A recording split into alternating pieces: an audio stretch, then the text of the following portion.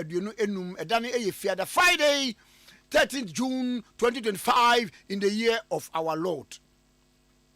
Offer me radio kwa wasan Kwame Nkrumah Tikese me morning show president of the land me produce upon Kwame also do me.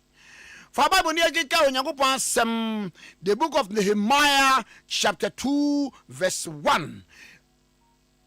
Nehemiah nwoma no etire mienu imu baako ede eba no yentie Onyankopon asem.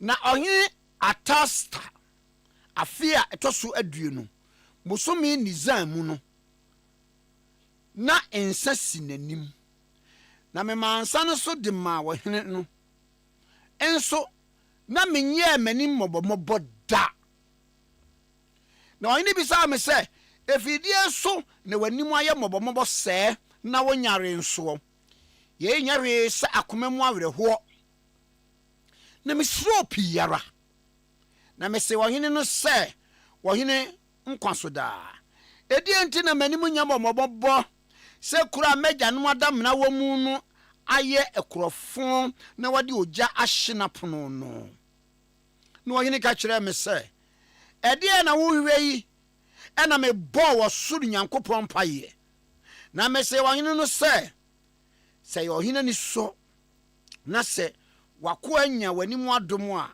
anka wasoma me Yuda ama makomeja no adam na kuro no mu akochichi ebio. Amen. Nehemiah o Michael Jerusalem Yuda krono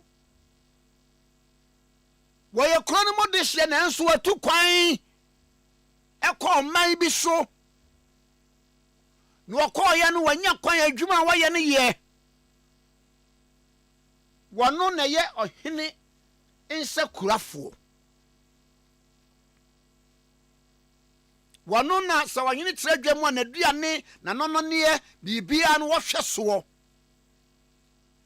enti enka baabi o ye adwuma no de se ni kuro no mu ba hye no o se mu ba ye ne dan yo kan fa ne ho ye nim nipa bebre a wo mu fra busua mu a ebra wo tu kwan ne wonim sade abusua ne sitie enne nyame adom no amna koye yese tam won fa busua ho wo kwa abro kire mfia duasani no won fa no ma abakora mfra busua no mu se wo so bra ne bebo bra ne nyina mfa mpaja busua no. Okay fam. Yeni mo bia maame no anhwe enkwada na di akire no ene wo hwe wono nko a se ko university no wo wia na nya adwuma wo so watrem no abehwe wo nua nkuma wo nya aye no hera basa wa hwe obia efia wo sie kwa obia nim ba bia wo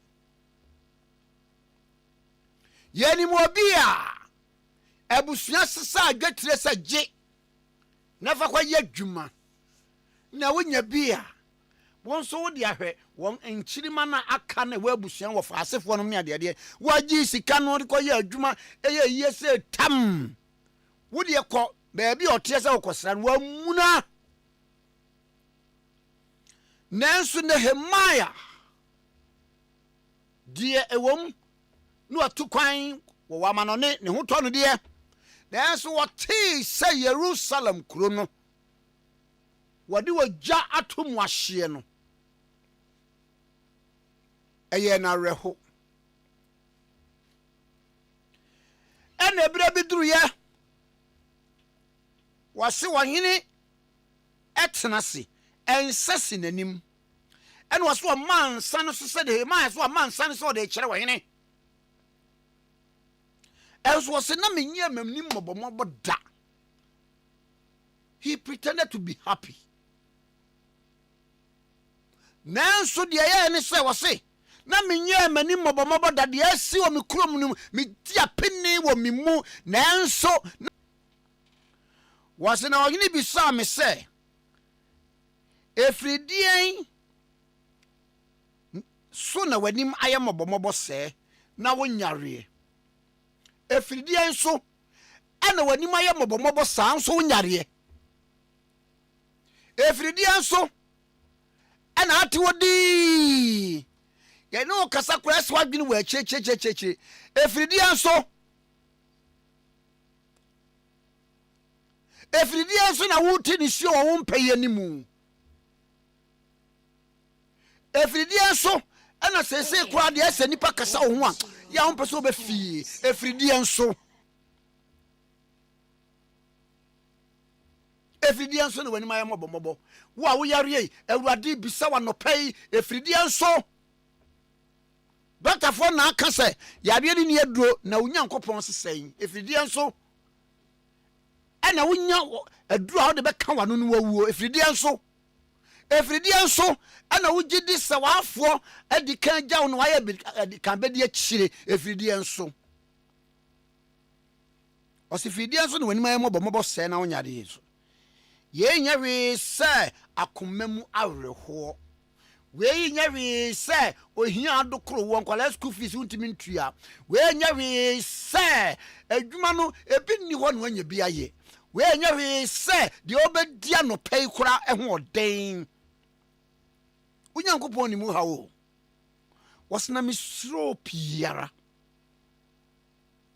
na mese wo hene se wo hene nkwasoda edienti na manim nya mobomobo edienti ana me sorry a minsu edienti ana me sorry a minni awerho ohene se kuro a meja adam na wo mu no aye krofo na wodi oja hyenapon sa dia mani da so no enne eja tom ahye dwuru be sa dia mede me nkwa ahye mu no enne mehwe ade no a mehunu Sasuku amako nyina no bi pa adwuma menya bie enti na meni awreho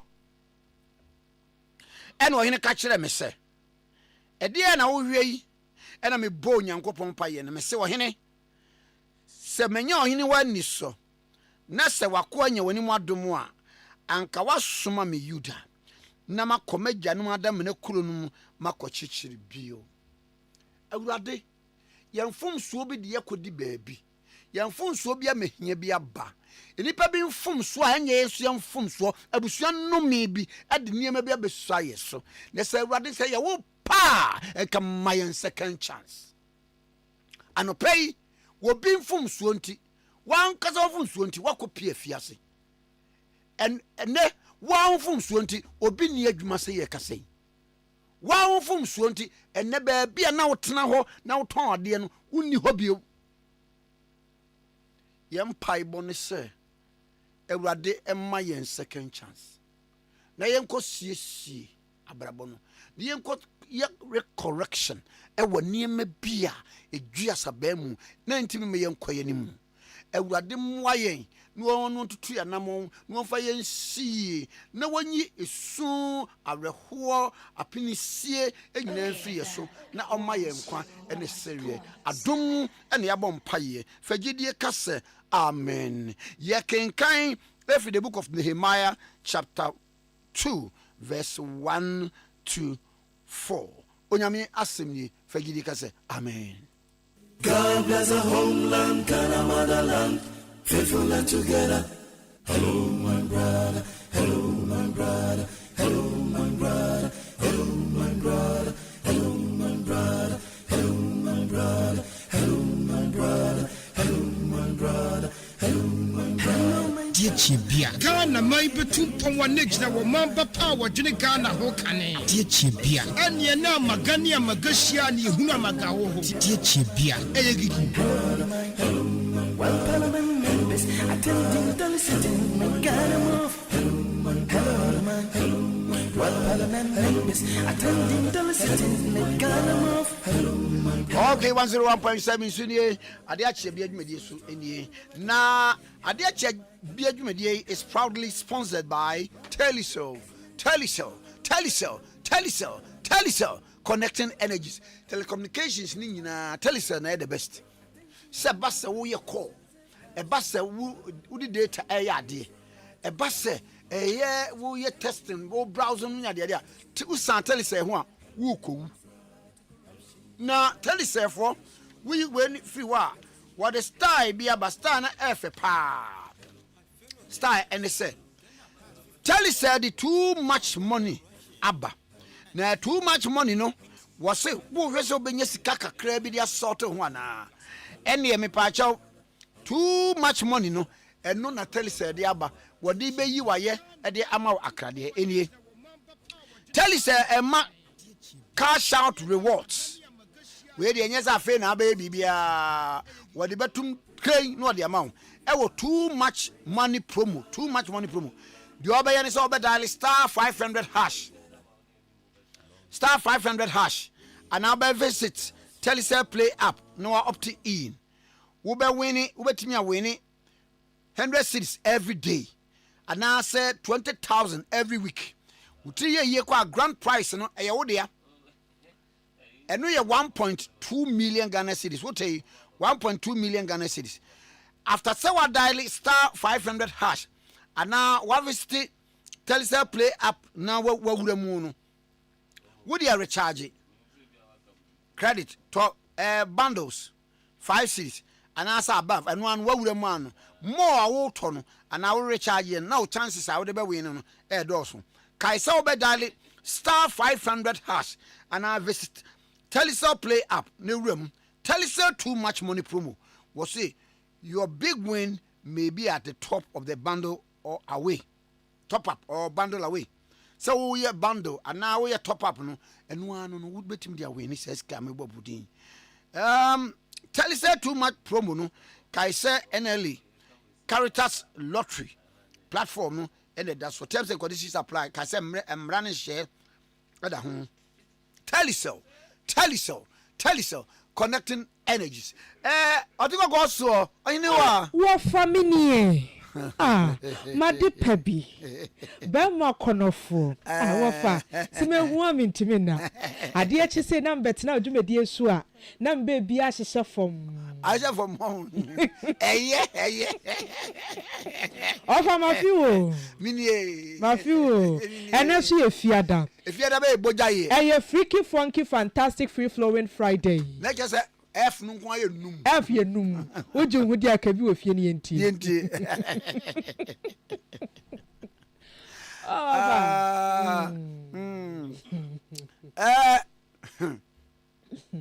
Hun mas ma me beka ofa mpacho ka bibia eslo uso wo ha me chia wa no pay ene ye chia wo ma me esla o te say ye dia mai country owner ya je John Dramani Mahama want to say yeah dia mai wa mo pardon he says John Dramani Mahama he says John Dramani Mahama Mr. President say who we will tell ma kodi sofo Reverend John Dramani Mahama shane de shana kono wanya vindictive munyina ho yo MPP bedi aban na anado dan kwakufu ado enam ne nsaso esu ede honorable eslawusu yaje man wasi yaje man country owner no yaje man e na ode ne be ye communication minister oye yantuan kan kosoro anso Andanya radio station se buru be wo hane akire wo twam tum bam pre twere bam munti FM ka ho wodi atobo me ba ebinum reasons ode ye ne se radio station ni bi wo ha onka bi ma MPP na mo party no na radio station wo gina benkum na wo gina first meeting amoye no obo tim bi on hwe saa niema we nyina wo mo na wo ye listeners efa radio stations amotutum no wo mo tutiam enne mo 38 no enne 38 ni subre no 38 FM afemi sanfa we ntum biem wo fafa bra adwuma ye fo no wo ye adwuma wo saa radio station ni nyina yire no wo mo ba etutiam ya reset ye man reset Ghana agenda ma men komanim bi wo fa ko wanim ko ma me na Ghana for on obaya ade ne obejo odin ni ye plan we tiri ya maame esla osu ya je ye man efie ha me betene nkakura ye kokroko peace fm ɛna ɔde hyɛ media no nkurɔfoɔ te ne nka ɛkɔyɛ mp menka ne bio ɔkɔ primaries yɛwura sɛ Kwame Despite yɛwura Father Dixon mu ɔmo boa ne sikasɛm mu ɛyɛ yagye yɛ man yes mamisa kuma ne bio wɔfa kɔma me pia kɔ wɔte wɔ no opo program father office no tie woni wo nyina ye namfo me so wo primaries du baby na ye den afa no wo ba o ma ye mp oni hwe enti na say wo so tumi bua no ado ye de so wo fa no kwa bua ni nyina be ye mp be ye minister o ye minister wie ye no oh twitwa radio station mu no ana obetwa da be to boy aseda wode ma say Kwame Despite ene eyi Father Dixon ene that's why did the answer otwa hello fm ene otwa okay fm wa mananso wa ye di aburawu edru ba bi na say mpani for from ni me meeting say wɔse fam baabi kura ka ye na ɔma wɔde twa mu no metena ha menka bi ma MPP na wakwaje party card aha na ana ayi mo party na gina ho mo minister na meka ho bi ho ana bosumsu no mutua ka mo de odi to enen so kotwam bra ne kotwam ene de so let me tell you na do so tena ho hwe wo ye campaign Peace FM te ha Hey. Later, na do hun say, "Hey, na woman you say Kwame Despite."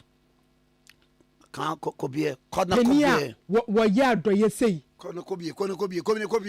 Ansa wo kobie. Ansa no kobie. Wanu ade wo hunu. Aside enkrofo a e ka ye no wa mie. Enra His Excellency. Daddy. Yeto so ai, unza me say onya vindictive. Wankase yanumfo ne yanti mesoma be ye bie tuom ka say na say wafa mentwa no MPP fo ebe post to social media so e na ya tutu ye sasase ene wuntumi radio nyina ya tum afi mampani post ne ba ye no na afo wo mu hu so wo mu delete o si wo mu ye ndem afi ne wo ka ne settings aban na mo so adna mo anya ne settings mo ti wona adna mo anya ne settings MPP fo enipa bi su ban akuma hwe wa ebi etan dodo wo de me kwaba ebi class bi a o ma amulu su ye me pese professor Michael Kwe report no ewo mu na eneme ne kura fa wo mo fa mra bonte wo de to bo e mo fa ma bonte a me kire mu indi and me kire mu individuals ma 10 ah o pipi mu ebi mo ti ma amulu su 500,000 votes nipa du pe ene o mo ne mo ntena sinsua ade wo kyena so ye ma otumi a kyena so tumolu be ya kaka bensem ne ahantan ye de wase pa ye de wase se wonti se bi no dabi madam me kwaba wa ye mana ye fedodo sa ade wo mo nsam age mo nsam okay 107 ni owura Paul Kwabena Yando Ashanti Regional Communications Director of the New Patriotic Party. All I'm watching.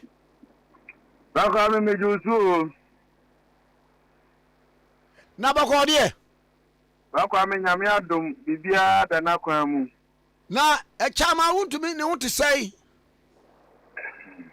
Kwame nyame adom me hu ye papa. Na wani tia o mo nchen kra na miensa bia na woso okoyoko na ode ne ho ekokire na mbita ne nsem enti no ya na wo monchen nkran de obewo ho for now so say ebia asem ne bekwa ko lidu na mama hwa de wo you and some no ankasa apart from Yoko no anam TCID ne bisa wo hin biu the CID the minimum CID eho ena Yoko for so asema omugina so a ene say rate of sermons are receive from Exim Bank say wakoje botiano eno ho so ensensem na wo Yoko nti two institutions ena minimum for now. Okay.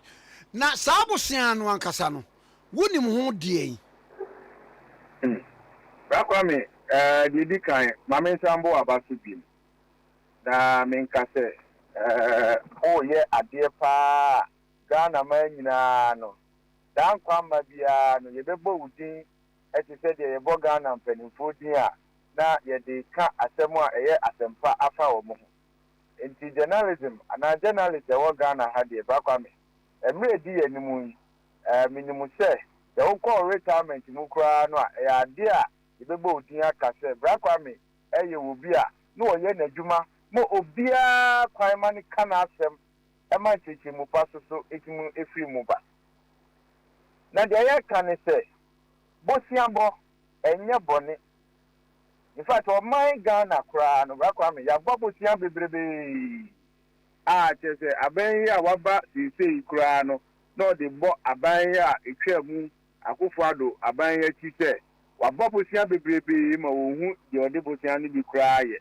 abra ye nyina ni mu se bosia bi a ye bo bia no e wo ba bi a efiri eba efiri o ma foforo so na eba nko ade a e be fa parliament e obi a kofo a be hu de ode bosia no aye nti bosia bo de entimi mfiri yakwa mu chema wuntimi ekobo bosia ewo Exim Bank na tise de ye nyina ye ni mu no enye na ni mu ne hweye se chema wuntimi de oye kokko tenten de hu ofe wosika intino ni gyina so ama ne bosia ana se oye chairman of Ashanti region MPP eti ye bo ne bosia maka se ye saade a enye owura na nakwasi so a oye regional chairman of NDC ewa Ashanti region no se for saade a onuzu betima akọ na wakọ akọpedi because bosia de wunya a wotimi de ye dwumadie ebia a wopebia na okoye no ye de emra kwan so ana hihye a wo bank ho ena ye de ejina so a ye de bosia ne ma no ebise de enimu ne se obi okopa bosia bia no ye hwe wanim demom kofa bibi as collateral bra ye be insurance e be call board approval e be ye den ansana ye gina so de bosia no ama e de di kan ensema enam prama mu se wakwaji $10 million ewo Exim Bank no bra Kwame enye no kre eye 7 million Ghana cedi bra Kwame eye 7 million Ghana cedi enye $10 million stand you saying 7 million Ghana cedi onya dollars imbo pacho debi okay ena okwaje ye se odekodo abrofuo 2019 ewo afram ehun na de ewo ne se okwaje bosia bank ho no omoye bibia ye fe no insurance to cover the loan bakwa minim se wo ya we ana ye sound to man ne plan na Uncle Paul me kuta masters in financial management nti de o kan minim pa good me do as bra Kwame me to me will be pa MBA in banking and finance okay US enti no ye insurance no ena ye sama ni di na japade ba ye as collateral wow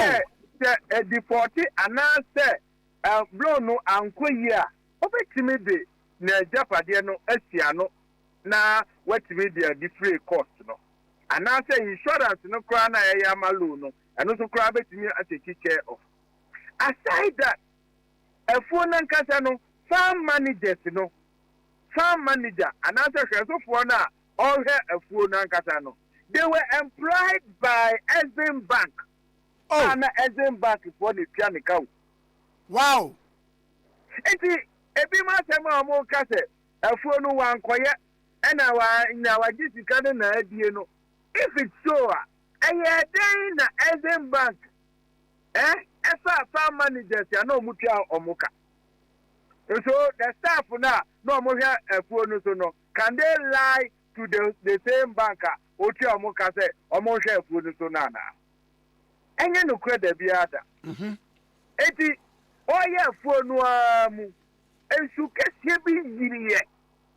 Bakwame enye asem kito na afuo no wa ifa disaster eba ayi angbo na afuo no wa ifa afram eyi drobon so a drobon so we o ti ase ensu ni yiri ebe fa afuo no mu nyina ne wonu ko enso enye wonu ko afuo na ade ne fa yo farmers wo nyina were affected.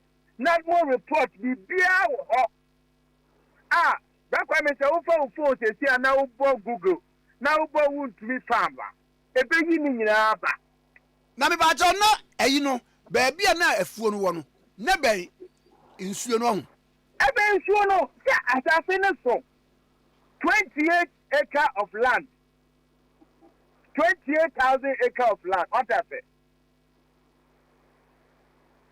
Black Kwame tie the American. Me tie. Chese afu ne so kakraka. Eyi mo fidi kesi eyi mado. Who say no ye UTV program be e na ayiko. Yes. Yetimi di highlight Ghana akuafo a omo bom ho moden e wo Ghana akuaye dwuma mu. Ama wono kwa afuo num ekotwa atema wuntumi a ogina afuo nim eti ye ka ne se ensentro ni anyimado a wakwa afuo num no ono susu wo twa ntra na bra Kwame the American man esie ne se ye babosia e na bosia yakobo no ye pese ye nya bia ne ye nya de a ene Ghana kobo abosia e wo Brazil $35 million. Say the Baba Commander Sugar Factory.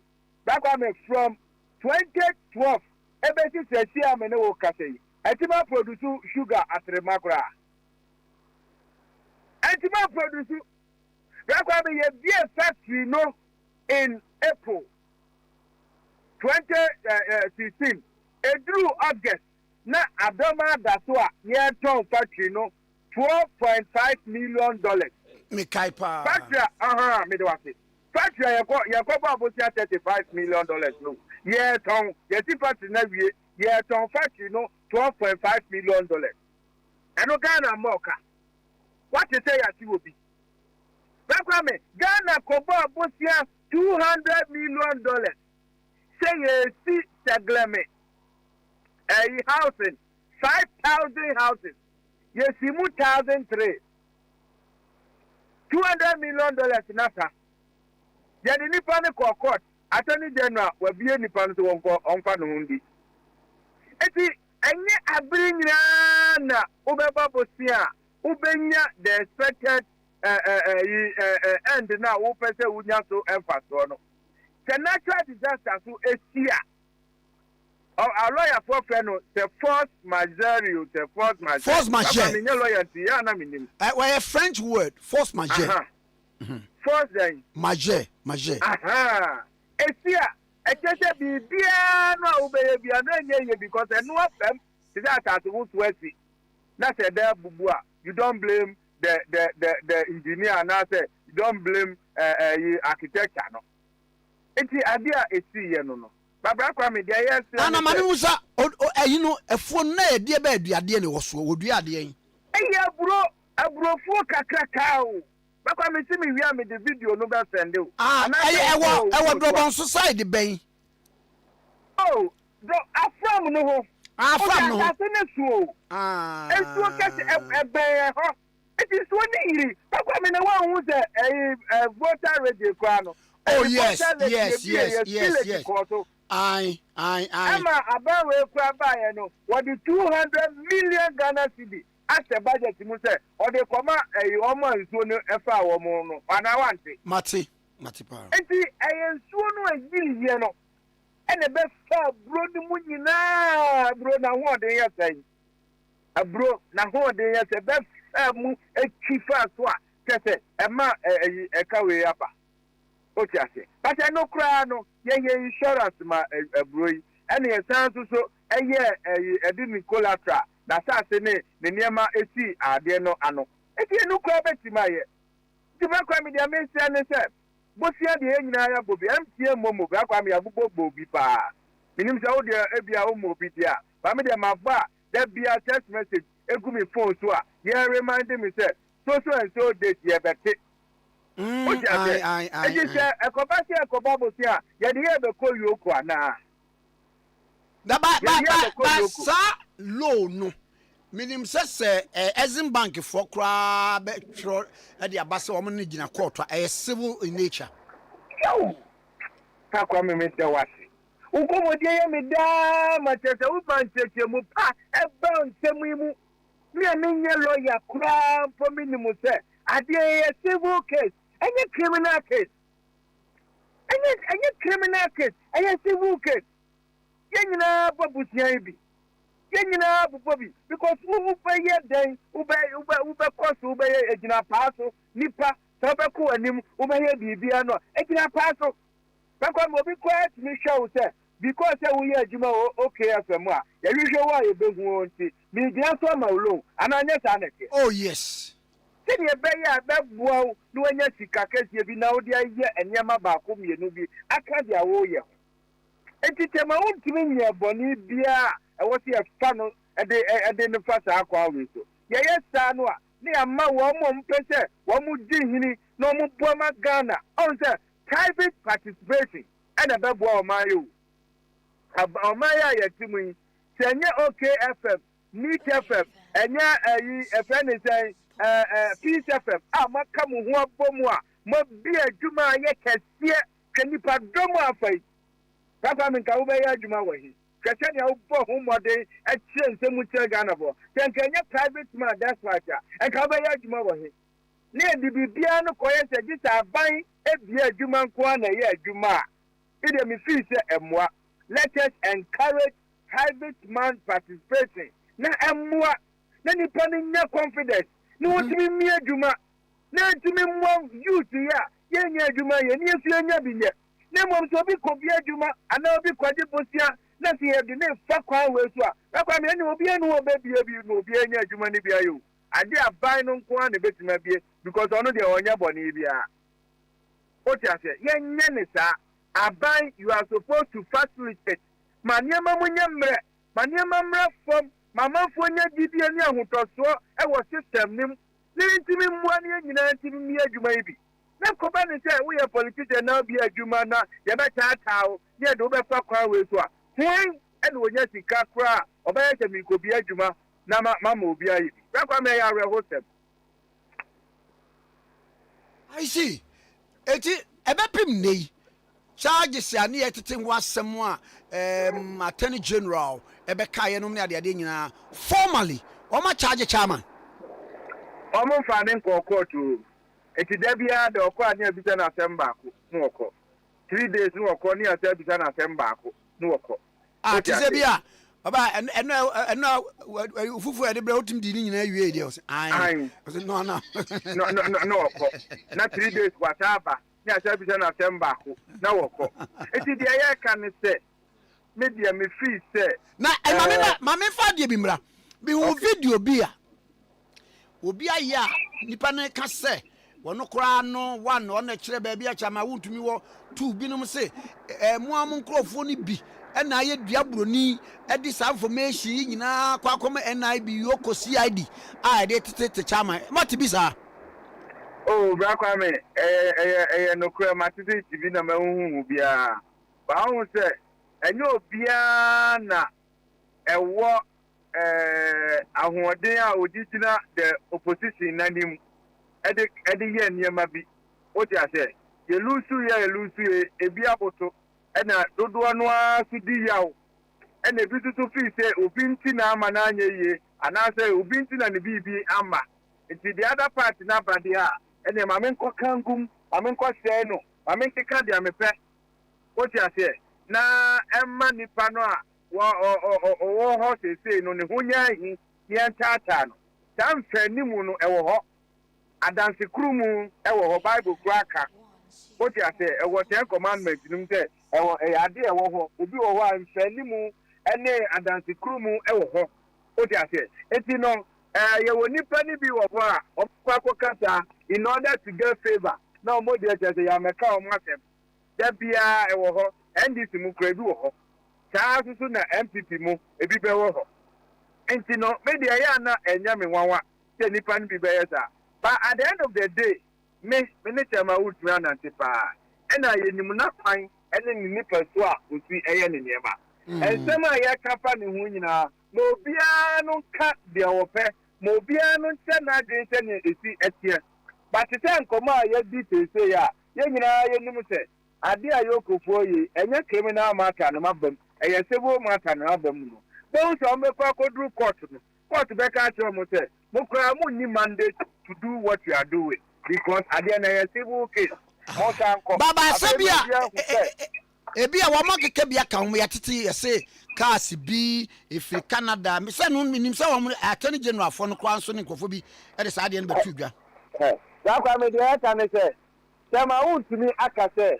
cars e woni fie nyina e wono aka broni a wasi ne car ira no obra ni nyina no ye misa ne car kro ye wuhu bi Canada cars ya ye say stolen cars omutimi tresi aba Ghana ha ebe hu ba bi aka ne wo eti da be no mutresi ye omuhu tema untumi dia omantima kwa ankoje asase no brother no musi aban cars e na na ewo ni fie afa dia free aban cars no akwa kodru Canada for cars ebe ka come de Liberia cars nyina ebe ba be ka ho but at the end of the day ube hu ni say tema untumi no ane nema na ya no ane dia e na omo say cassette wasa ya money laundering osi mo freeze my account no mo freeze majuma so me ye no eye mining eti mu wo any suspicious transaction bi no account no mo freeze dada eti mu beti ma hu bro ni kro no a wodi ni sika ebe fa am account mu a mu hu bi no na mu nyina no ma di hu adanse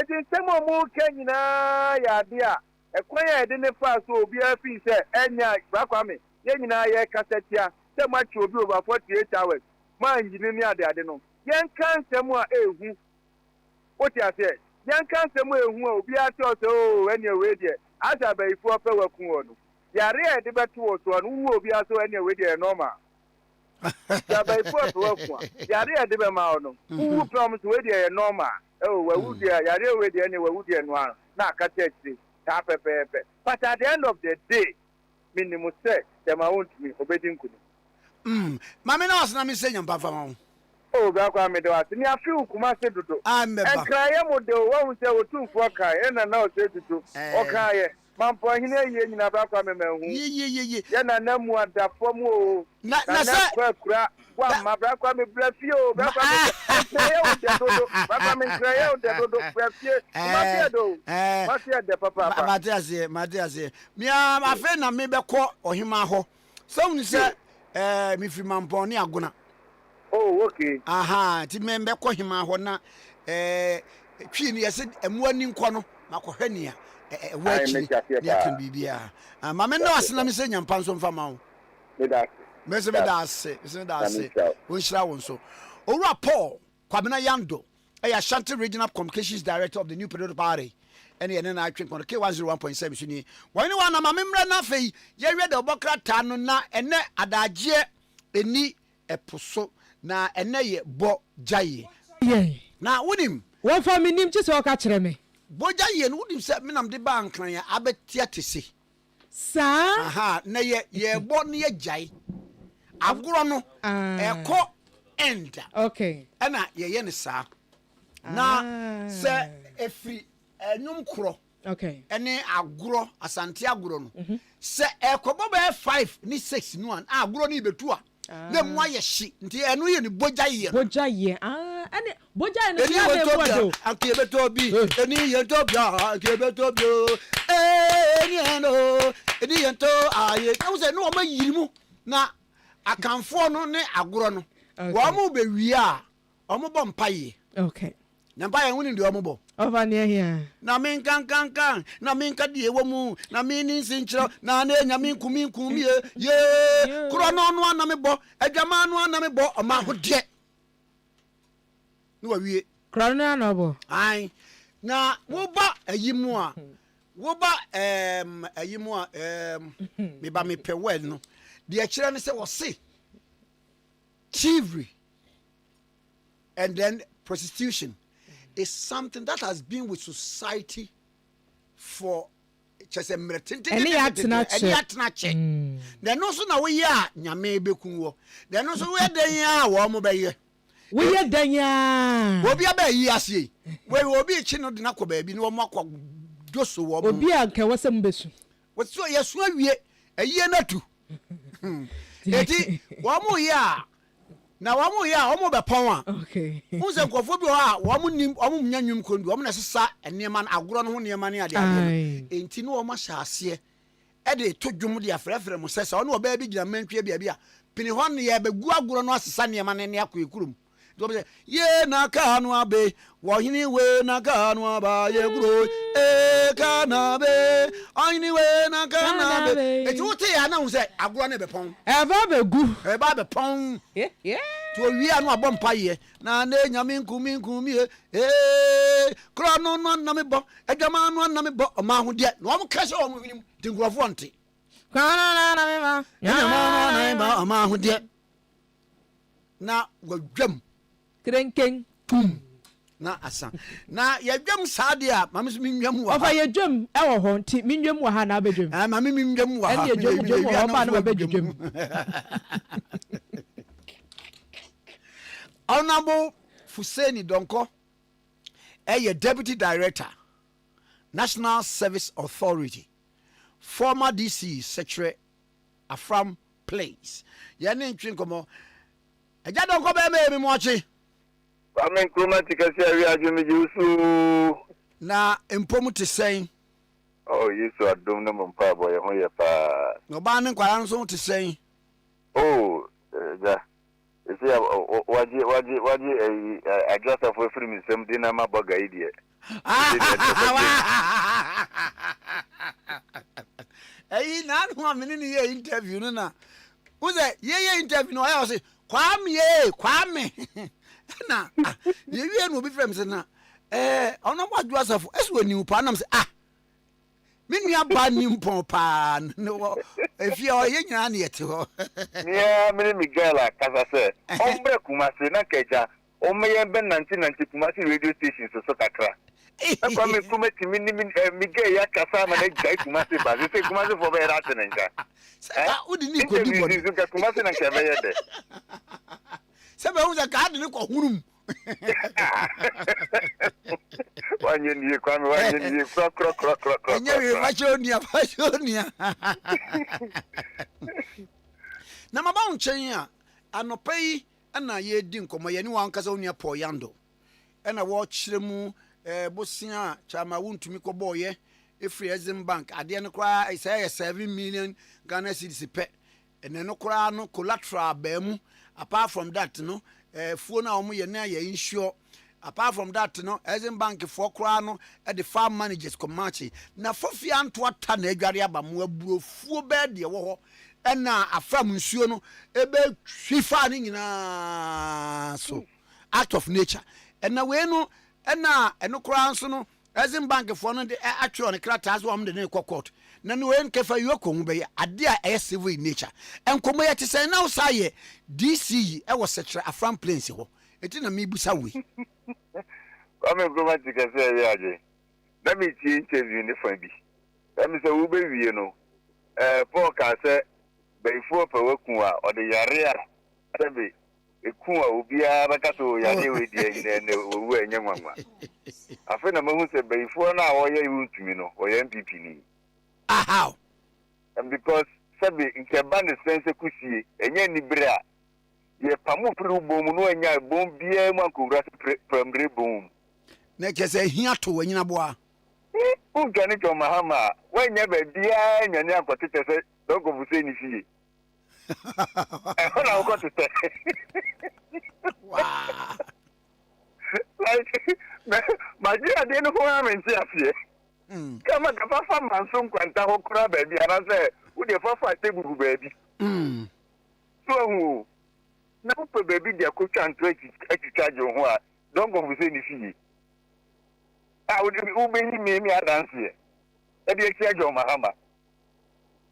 Na Kwame Nkrumah we nyam di fini before na yewa. Hwan na yewo.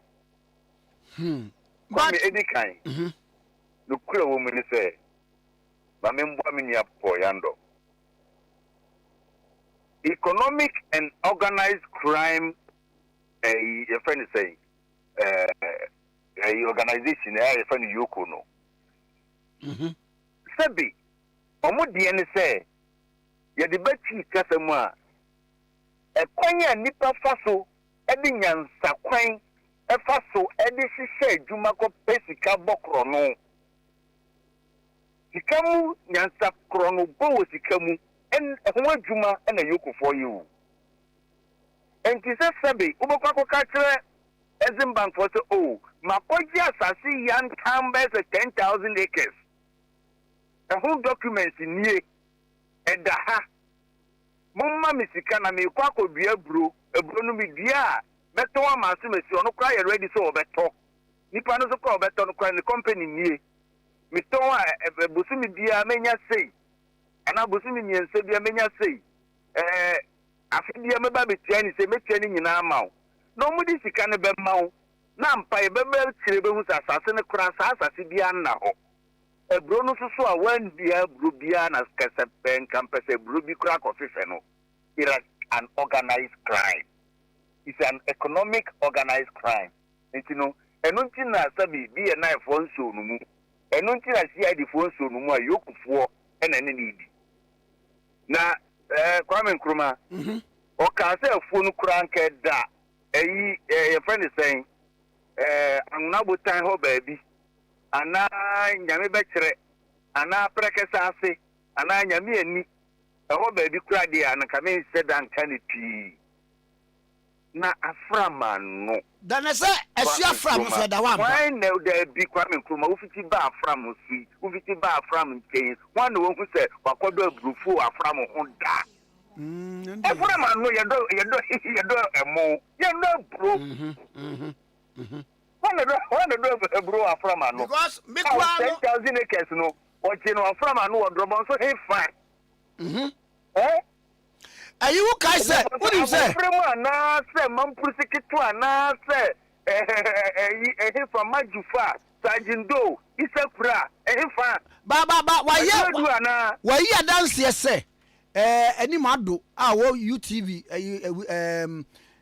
program no kwade say ayiko woso ko twa ya eno kura wo ho eno kura no say Kwame Nkrumah yetimi ko twa obi ha abrofu oba your friend say we free bofo akura eko your friend say edu a minia no konkomafu afu a ya do ho no sabe enye nipa ba ko afu ba oba yen usa sabe yen to hye minim se me do na mbedru OKFM epona no a eho ye Kwame Nkrumah dia etibi ntra Kwame Nkrumah so bedo OKFM nyina na o de akwa ko ni FM ano onim se eho ye ne dia ye mfa pilansi ho nti ubaba no don't go for say ni Kwame Nkrumah ni Isaac ne eyimu nyina ikadina mu nyina no ye nyina yafo na bom kakraka na gu ho nti mo say fu be se nipa say 2,000 acres 3,000 acres bom gu ho nti abayo se nipa ba ko dia so na ewo nipa be se 20 dia sana do ye fu oba odi free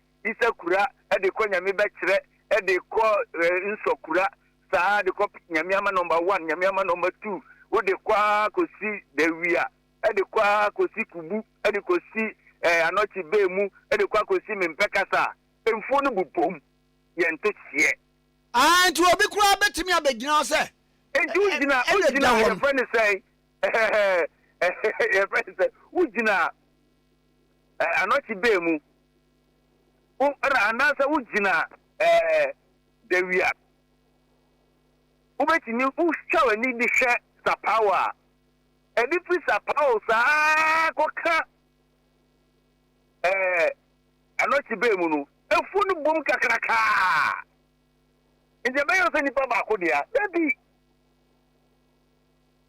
this ya do no bebre no bia na because mostly no yenti aba ne sa say ye no the move friends communal labor noboa ye noboa nti ene ye kodo media e kira na ye nyina ya sa bom ni akodo we di nti mfo no bemben nti ni yenti timu nti si ye de camera do ko tsefu abom kakraka de kwa na be kasa but Kwame Nkrumah no kwenya me anim ni wa ba from so da sabi wa kwa from anu akohu se obi do aburo afram anu da emu ni do na afram anu ubi no obda fu aburo afram anu because afram de enye dan ya bai ni ntaba mu ana no kura wo mu so ne se afram eni downstream the voter league nti be voter league afram nyema afram won upstream nti voter league flooding black voter, white voter, a fradia,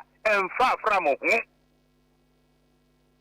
Afram yes, you know, or Bobo no, the Aquaco boom, I was employed. Young friends only been free from noon. Understand a voter lake, Yama, Afram Yamani. Was it one crowd your years? Which guys what can I say? So we said, a year, a you know, cry, you know.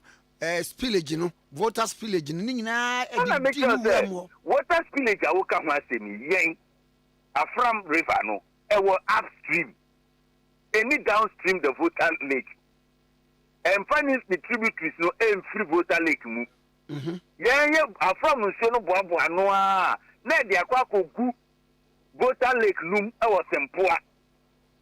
That is between Funsia and Eastern region. Yes, you know. Afram and one Afram didn't see you, Epoco voter lake noom. And you can buy black voter no more. If you ban send a black voter fladia, a better Afram. Because here was so standing near the Aquacu. Into a fladia for your home bay. Not the make an onion to my Matwas pa, minimate the area also himself. Yeah, fladia.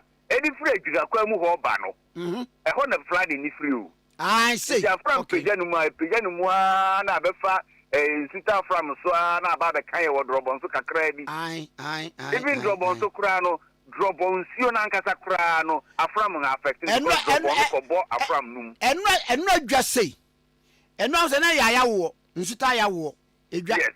Ah, say yes, Anna, woof you all about Brabre. Ultimate Frank Crunchy was a Chiasi. Kodiase Chebon Bremufonina, no Makaja in Sunaja. Hey, Mampon Brim, still bridge better so my. I Mampon Brim. I Kwame Nkrumah. Poyando Katan so baby Janijo Mahama. Young Potato was any fee. I'm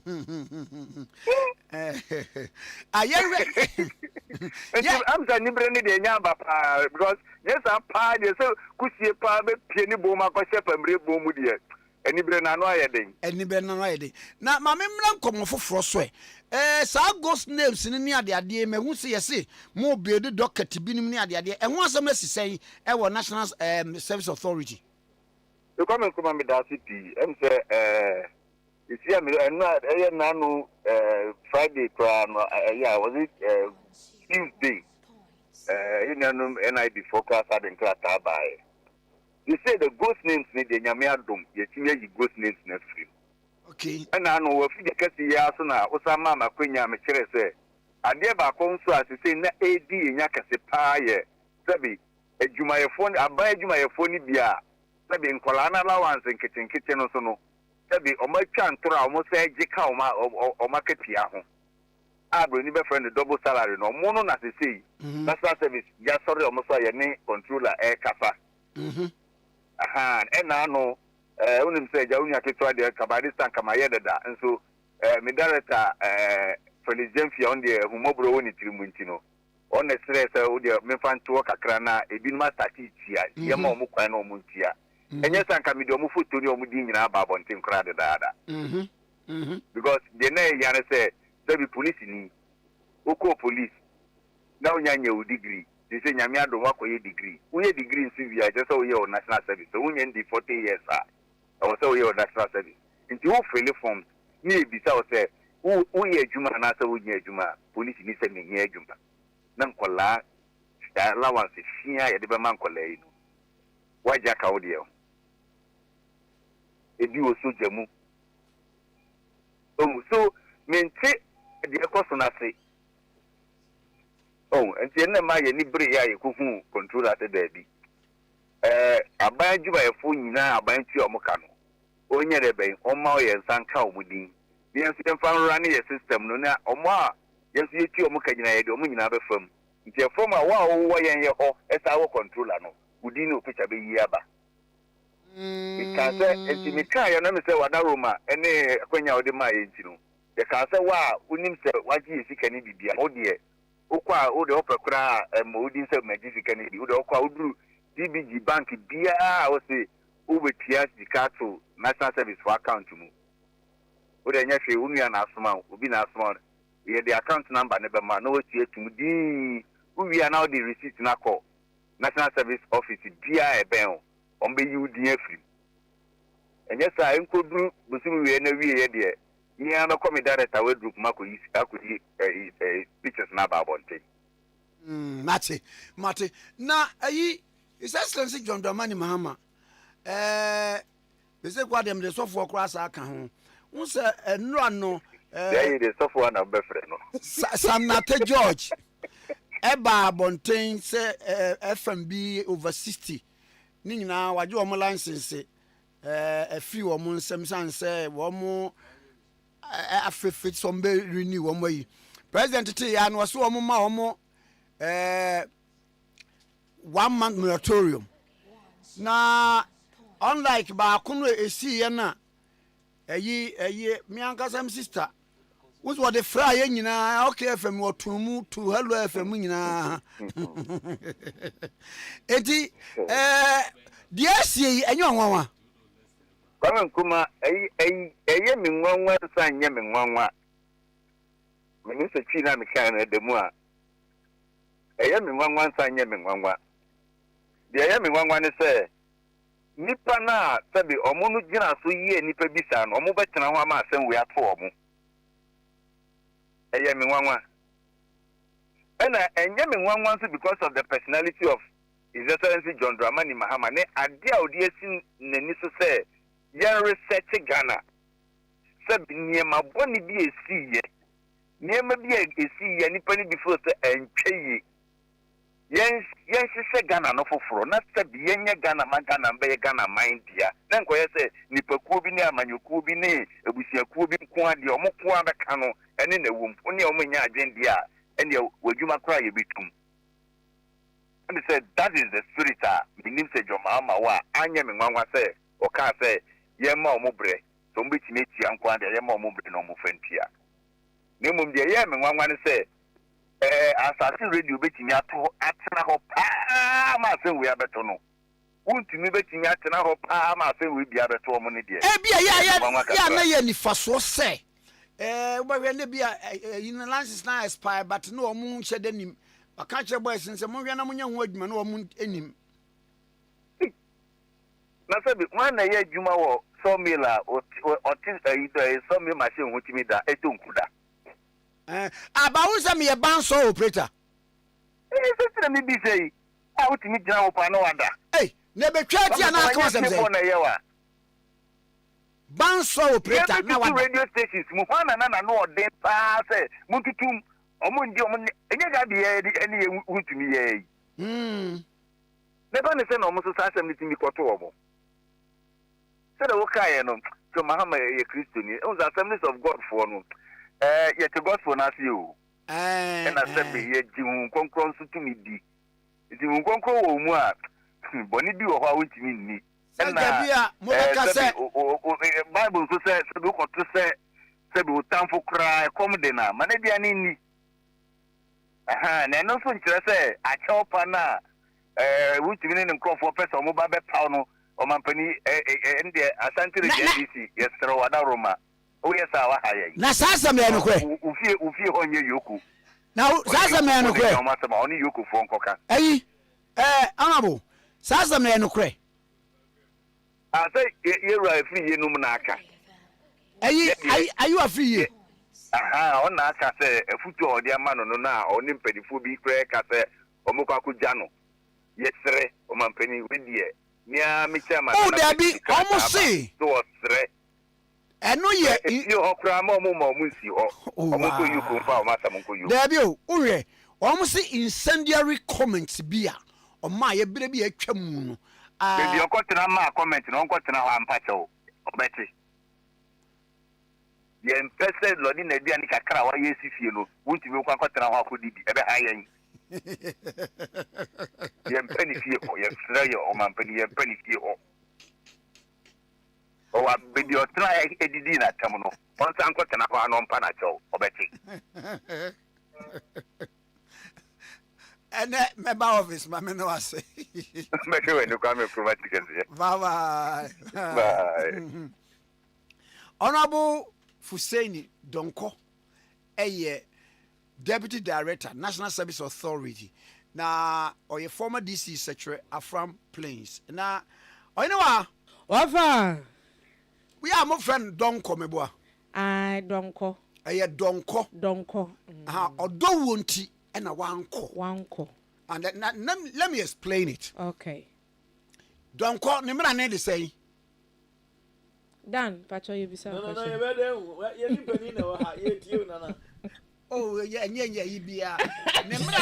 Ade. Yeah, yes, Susan, yeah, you be a. Remember, I need it, Begina. Don't go, Begina. Now, as a children, na nanu agidie ba ko ne se na aye go oda ye na ma ba kwasem e se obo 16 uni be ni adie obeni eno uni ni bobo kwa guri ni bobo master kwabna kwaboa akwaboa junior we ni nana otreni ales kunadu etreni ampofo on the boss anwe na nanu gidie ayinu wazi osiana wa na eni de eno ne ales kunadu ne nyuma obotwa siana wa na ni eja tia siana antia me na me hu ofepa awon fenti me ji kofoku isi mu jire me sire ba ko ayeto ati senjire na me kokko mi eti se murongo wani tia mi gratis anwine bodo mewu na mi tia fo mu so anga mi tia no kese obi ntumi nka masem agese wasebere wano asori for don was oni wa become to kwa ma ofu tia se obetua boso abegina mechi na nso na de mi nyu obi bo no wasimi pe so wa we no bi amami na me no bi amami abna si osu no ne ewiye siana wa na bna entimini me na nani akokora na abusuafo bo de munyaage yo no oni munyum tu saa kosie no woni ales ko adu wo ne bo ban na kwakwe na me na na kwa master was any more gambo won na kire me na kwakwe unse eno ne nyuma obo ya etwa to ono na ales ko adu ne treni asebu amemfi oh ni master no ya ni master no nyum bebre so ho a na ya asebu ne tworo na ono so abo aha meti asebu pen na osi first day na okọ no no osi masa mpacho minim nyum to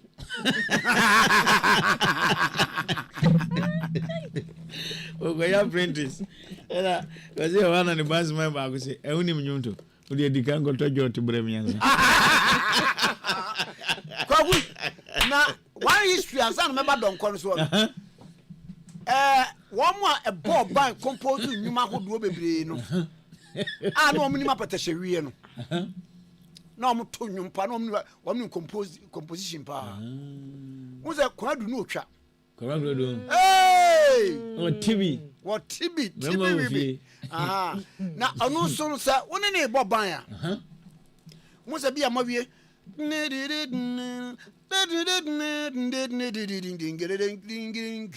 no ayen sase ese ban bibia ko bia sisi bibia na no atiesim na de nna no mfɛ no 1,000 kogu na bibia wotimiye sa aha Wow. hwɛ enwum type bia bi wo kai ni nwe owe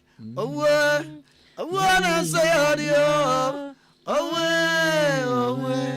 owe na say adio do you say ya eno no so ni shirt won to I know do you say aka mini onu amanko nka mini obi abia adwene be wo amasi hu ada ho edu twuwe mini na ya mi ni barza agwagwa ma ye kisoni na ayanka ne obeji ẹ̀rọ sọ yẹ fẹjà yẹ wọ́n di jìnnà sí yà.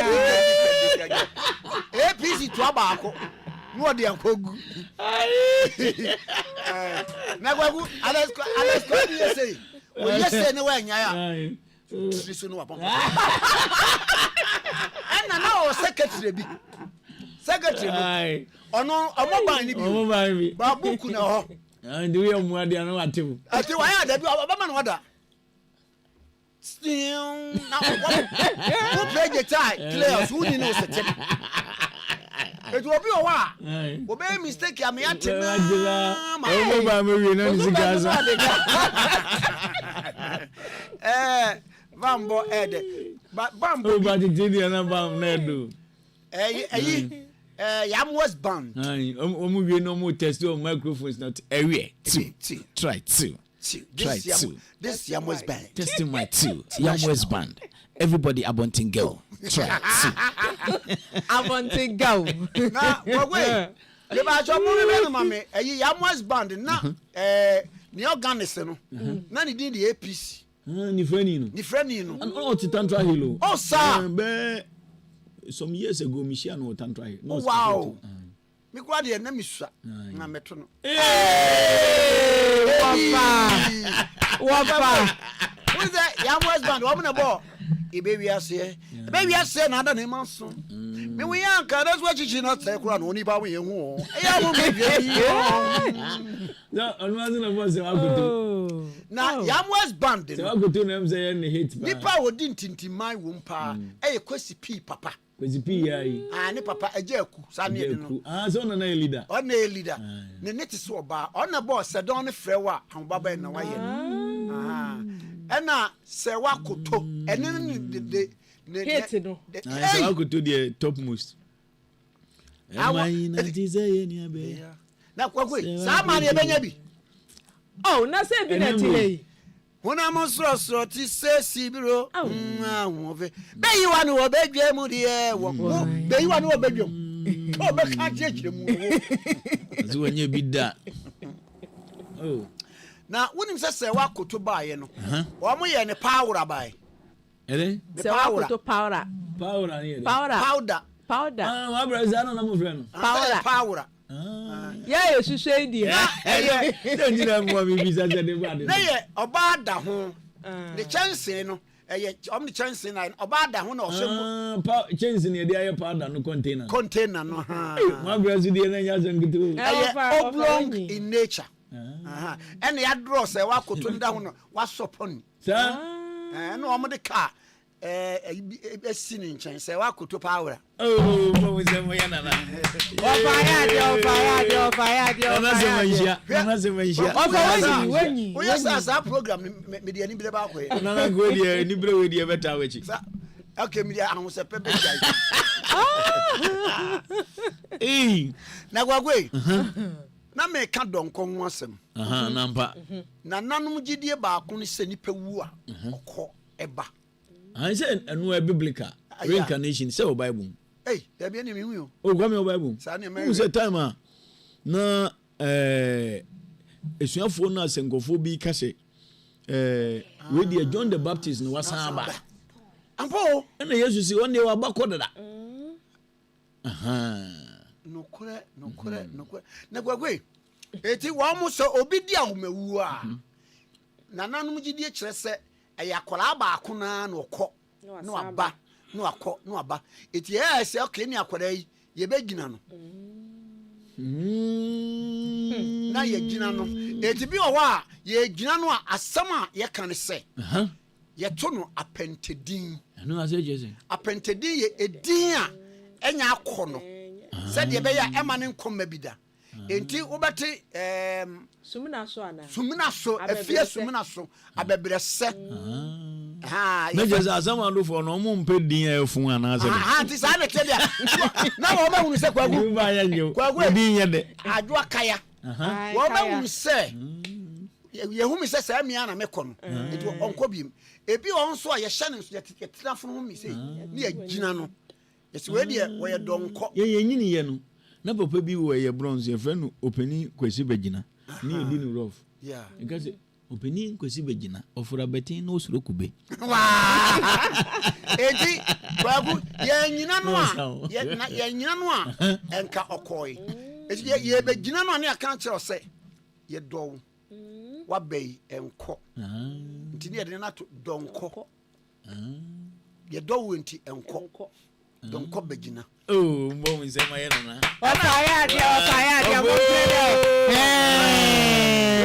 Hey, boy, young boy, oni ma. Hey. I just 16 we ni be ni e. Wow. Eno na wotro. Ena kwakwe. Kane nso obi o ha e bia oba beto wo ne wotenan. Ebe som wo. Okay. E bia mfie bi kane obi di ka. Wotimi suma e me de busuani kọ ekosuma ateka.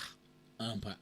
Na wate ka wie no na bia ne bra so asese wokọ no odo wo nti no oni na busua a ombesom wo nyina ase ye nkọ enti yeso we mu de omo ye nonkofo Na this ade no buy. Yeso we mu de omo ye nonkofo omo nya ade hye ade de ba so they refer to slaves as donkono. Donkono I get it. Enti nyo donkono me. I'm not your slave or your minion. We pa nye pani na wo fia akotene. There we kwala na wo fie. Ofasi wo shaw. A young boy. Wofa shanti wofa shade an de me ametie de. Msa afi kra na. Jam no na wi school. Me. Abuja na mo moja to adam na yam. Oba one na wi. Ofa mi ni one na wi school. Wonim. Hey. Na mi school da ben. 1966 ya. Na kwaku na no wonu se edo ye dene pa ewo Asante Mampon yi no. Mampon hine yi no. Mampon hine yi no. Na me kan wa se papa no wabobra pa. He was once deputy registrar, clerk of parliament. Oh really? Yes. Asan obey registrar. Okay. Na Koprempe college. Na waye nyuma bibiri wasum man. Na Asante Mampon akonya no eba ya ansan sikadwa kofi akonya no eba. Sir. Yes. Shall in 16th century. Wow. Na enti eba ya ansan Asante nkambo mu no nyina no ebeba. Kwamu de bia medwene hu se Nyankopon no hu. Ade. Cause yes ni bi wa obisa hu se ntia ba wiase ampa. Yeah, Number 40. Eno ye 16th century. Asante Mampon akonya no 1600. And as a buyer. Nji will be earlier mani nyini. No. Wow. 15th century. 16th century. 16. Yeah. And now oya gwete hene. And oya Santeman abusua pani. Si yi otumfuo bia de nti ayaya yi ne ntem no. Se da bia abusua pani eso ho. Ampa. And na ye yi otumfuo bia no a ohima yi no. Ni wode na ko kire abusua pani na abusua pani eye Mampon hene no e dan be kire Kumase ene Osentiman na anu so hwe ya bunu wanchi hene na yene na obi bwan bedi nkomo oba he no ote apakam ya denda e wo history e wo fa wi a me ho so kra na mpese me hu ya enzema akotoko hene ene hema wo mo chia badwam no na ahwede e poma kuta wo mo eti Asante no e kosahwi Asante no ye wa sahwi kotoko ya hwede e poma no on bechiche no we na se abi e kura no amamre mu no kura no aseje na obi bu ahen be kire mu hu ya me pa eti Asante no so hwe ya etreko miswati fo na ambaye no unim se Ghana ha yeah apart from wo no pani ba ko a ono so ye very historical aye na no obi bu ahen ai munka mo na munti museum yeah ka bebu apa o ambo me ni Kofi Kinata beba hip life ma me mo nwi ubufu ko e beba nyu what do you see my hip life gonna now say a western welder with your depth of knowledge, you know, your man in Koda. I was so a history. I'm telling you, Omumbo, they will set up a historical site to me. A man, no more ways, I don't call Ombenya audio in your video. Okay, and very attractive site at the Agis. A woman, say African comedy and value knowledge. Oh yes, be a comedy. We are okay. Be nanti we be bad. Obi a comedy be on value knowledge. Now come the wow. Now, kwagu e na wonu se kwawufo ni nyina ya asantefo. Wo mo PSC me senior ba ko de yabo. No me senior was UCC or C Dan Konedu Junior is singing. There you say Alex Konedu.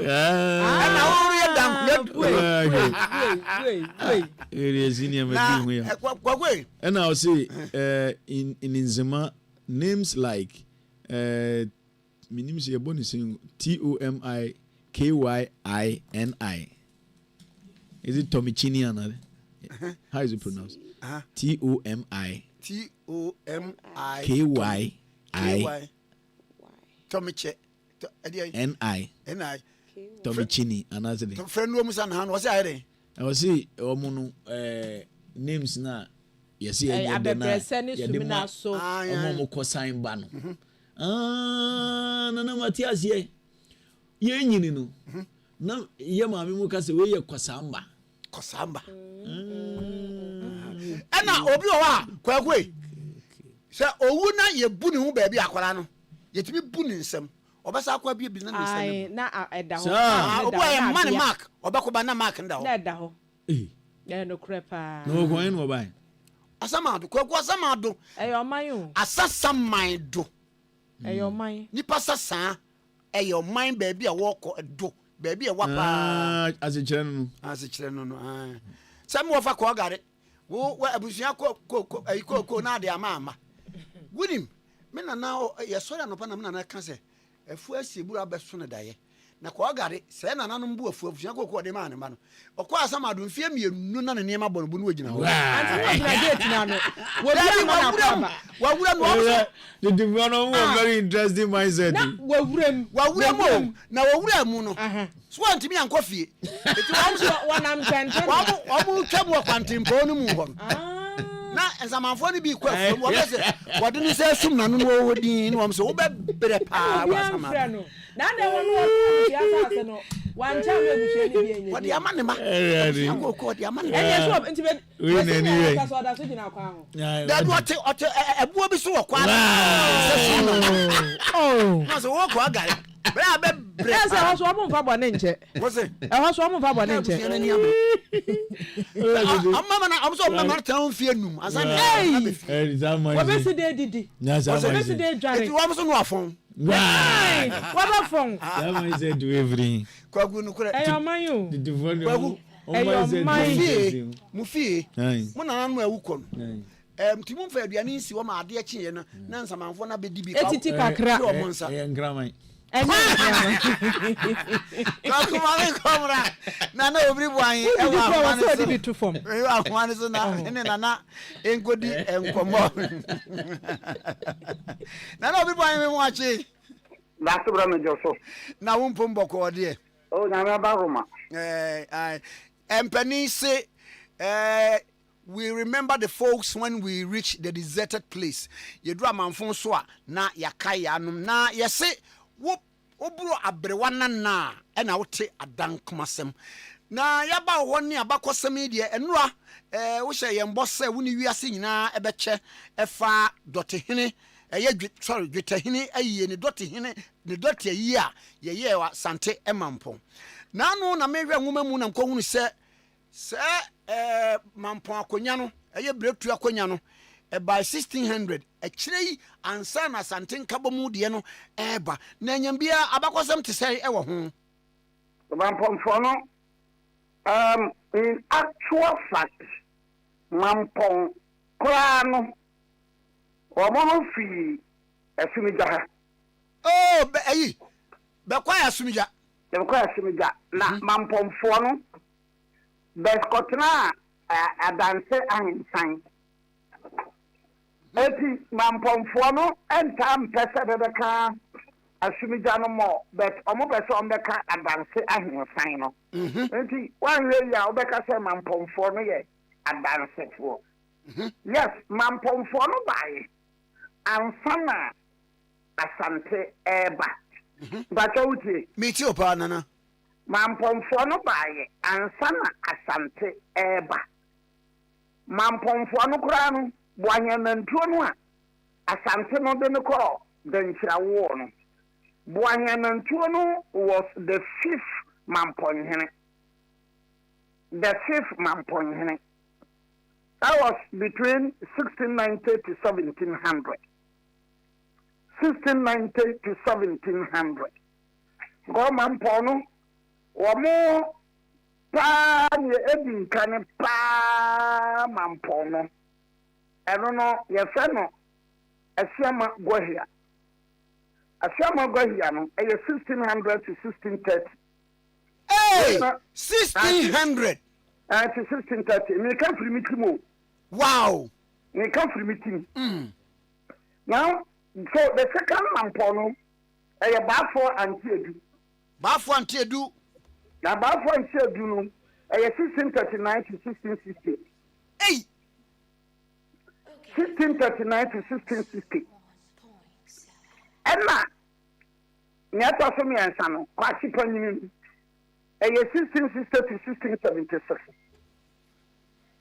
Mampo Akonyano, the other Saturday didn't buy a many ample, and I thought so 4.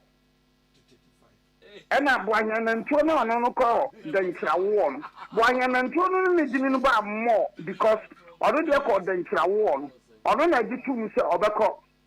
Confanatic castle or 32 qua, Obedum Kunan Sobo. Na Boyan and Tosi Sadia, Mema or say to Tunko. Into Mema and Antuno Meko. And into Nama. Boy, and Antuno Akonyano acquires silver stool. Utu golden stool. The next one is silver stool. Salt as here. But what you mean? Metunka Pana, meet you. We are Bread for me now, the PSC, no. Bread for me now, the PSC, no. Na Mampo Akonyano, Zaniana, Memeno Cano. Say, I can call no 1600, no. By account for no. Osa. Hey! Osa. 1 hour 1600. 1600. Nana ye can't say me. Na a transfer be a henum near Chiru. Osa, Mamponsa. Wow. Now, are you for Asuna no Kurano? Don't keep what I can Yakima Buakano. I 1365 to 1390. Hey! Asuna Banket one. Asuna what Yakima Buakwa beto offensive. What Yakima Buakwa beto a Joshua. Akima Buakwana or Rusano. 1365 to 1390. Wow. I'm a close. And are you from a Benny Pan, dear? A Jana for dear. By 12 something, a Jana for war. But history would tell you, sir, between 10:20 to 10:30. Now, Jana for the Din can pursue that from the system by 10:20 to 10:30. Until the Cotoman Pong, 1600, Saman Pong Yakra. Now, you see that Asante is free. On my breath will PSC, at any fast one. No, I'm a Diana PSC at any Benkunso. Breath will PSC at any Faso. No, Diana PSC at any Benkunso. Diana PSC, any Krobay, any Diana PSC, Asumida. Yeah.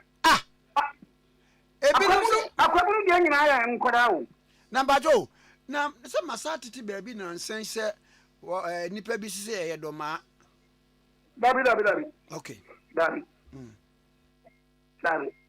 Because you know, Domano abedobemane na betu fie akwam no bedobemane betu ya beba ntin be fre domano bedobemane bebe ye akwamfuo no bia part of akwamu no na be etu ya na be fre bedomano.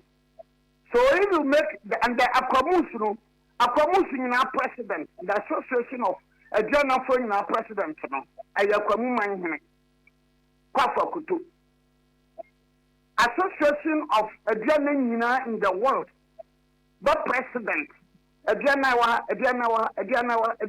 Krobiaso, the president, Ayakwafa Kutu.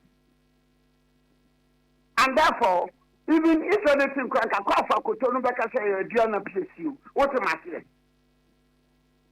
Or what am I saying? What in a mechanism? Met you a sepa, and I meet you. So even if Akwamu cannot claim to be a Diana PSU, or your president, yes, I agree. He's the president. I'm told he's the president. But no, okay. You're president. Now go back. Next week or next week. Bama and Kobe are here. Bama and Kobe are here. So a year cut. Chief Moners and Bine Kwafa Kutu. Chief Moners. Ebini Kwafa Koto, yes. But my friend, they are right. Kwafa Koto to me a chief monarch. Because out of Akwamu, Kwafa Koto, and I got my buy. Oh, where would you meet you? So, coming back to Mampon. So, over who said, Mampon, no, I have 1600. No, I say, I can eat party, I saw Yakara. Because some of them been Baba with the brain. If you go back to Kobono Manson around 1200. Bono Manson 1200. Wow. 1200 Bono Manson or what? Fabric Take Mampon 1600. Bono Manson was in existence for almost 400 years. And Sana Mampon 4 years back. Then Twasso. Nana Twasso. Some can now about Tinko Mbwa. Now, when she got an apakanim no, they didn't back. When she man no home. Nana, and never any dot you know. Because no mamma, Papano, I am Mampo. When she man never, Mampo in a year. Or better so banana. That is point number one. It's in Nana. When she mind Nana, a year mampon. I Nana Mampo, Quemhene. A common papa, Mampo, Quemhene. Really, Mampo. Yeah. So your mind, Henny, or baby. Didn't better Argentina or Dia president one can apacani. Now, I didn't know Emma when she, mind what Tanapa came not at the Ashanano. Nana, Wabanana, we know, we. Wabanana, Nitia, Wababa, man, Wabanana, Wababa, man, 18 years, or your man, or Banana, 2. So now a law, a broke a politics, never did. Yaman, Amayaman. At the Japan family. So no crackawa yaman ha. And Casantina Cotem Bia when she annoy Western Ashanton. Aha, Buzia Crum. Good. And when she man whoever occupies the winchi Parawan Sunu. And Casanti man in a qua Okobi.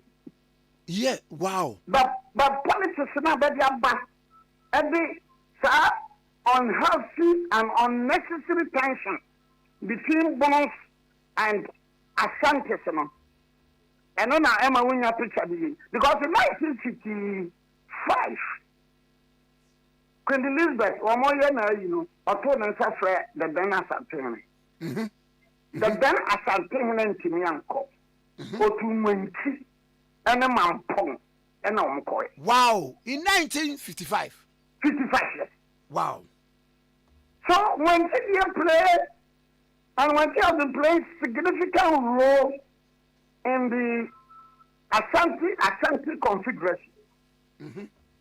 But you see, in recent times, you know, when we politicians are there, they are abonovo, Tonya abonovo, Hong baby, Hunjaya Sassito, Yaya Sassito, just your friend Abano. That unhealthy and unnecessary and ugly tension. And I'm when she, Akoban said, when she who said, because when you know, can you go to Western Ashanti? I was saying, I'm Jaconiano. Obeti my software free. Nkwadriano ye free. Na himfie ye free. Nkwadriano ye free. Ahimfie ye free. And a software. Whoever occupies the Wenchi Paramount School before 1959, Nanko Asantimenima or one modern car. But after the creation of the region in 1959, na de akayone tan. Yamtre ma own car. That has been unnecessary. Why unnecessary? Look, Mampongwe we are now there and a year. Are you baby? Sampa baby. Sampa by. Yeah. Good, because Sampa have been so many years an ally of the Ashanti. But in 1900, the Asantwa War, Sampa fought on the side of the Asantwa. Hey! And they were 1900. 1900. Wow. And they were all camped in Brekum. Brekum has been a military post of the Ashanti when they were returning from the Adinkra War in 1818. Brekum is Asokore Mampohafo. Brekum. The royal family. No men can't say any pabinin bantu, many pabinin to Sanasi. Sanasi ni pabinin to. But the royal family, no, Brekum, or me a Mampohafo. Now, when you in Japekrum, baby. Yes. Japekrum is Ankase, Asantamanimu Ankase. Ankase, great Ankase. Ankase. So the royals of the Japekrum, I Ankase, I mean, Fasamo, Mr. Japekrum, you know, we named a year crata, Sanya, Amasu in a buy and a year crata. Chief Monasono, something in the Jinibabum, Ankase forms in Jinibabum, but there is nothing wrong about that. Sinani Domasi number 2, a baby. Because Domasi number 2 near Bantana. They call it the area penny stew. Because area penny no Eddie Domasi number 2 akunya and Sana obedi Bantama kunya. Area penny free one, no of us here was some king. Obedi Domasi number 2. Area penny free Domasi bar Bantama Baya Bantama Hanano. And I was some king. Ekodi a Domasi akunya. Domasi number 2 also fought on the side of Yasantoa. And indeed, 17th November 1900, 17th November 1900, then occupants of the Domasi number 2 stool, Kwasibroni called Domasi number 2. All the Kwamnachra when you or the just to have them or Domasi number 2. Or the Kwamnachra were to be Sentina Tronier and but I to 2 for and liberty or mutu or Brampong. Fear play Kobe. Because as for fear play, I don't want to make further comment. But fear play there, why answer intention. And I think fear play is now or Brampong. Fear play bar, Mamponi. Obama Mamponi. Yes, fear play. It is so I didn't cry. You say one on the one more at Sumasante. Yes. We'll be any better that comment about it. Now, it's shut baby. It's shut that's why I bear can say, nobody, you know, no, grandma, you prepare, and you prepare that. And you may shut my hand about or to a Mampoina dot unity. Wow. You shut your from Henna Frankfurt. So it is a castle who occupies the Henna Frankfurt Stula. Now you're in Shatra Kunya. In Shatra for no Wamuba at the time Mampomba and 1600. The shelter from the hen. Wow. Before Nibia, yeah, never to better, yes, sir. Nancy Yasiatre. Ah, ni suatre. Yeah, yes, sir. Nancy Yasiatre. The buyer keep to a little north, so never time on Fonso. Who is a son? I'm also here from Muslim. I've been to the West. There were a group of people, and some of the come be the few banner. None panel can know. If you're from Henna, from for us for. Yes, sir. Actually.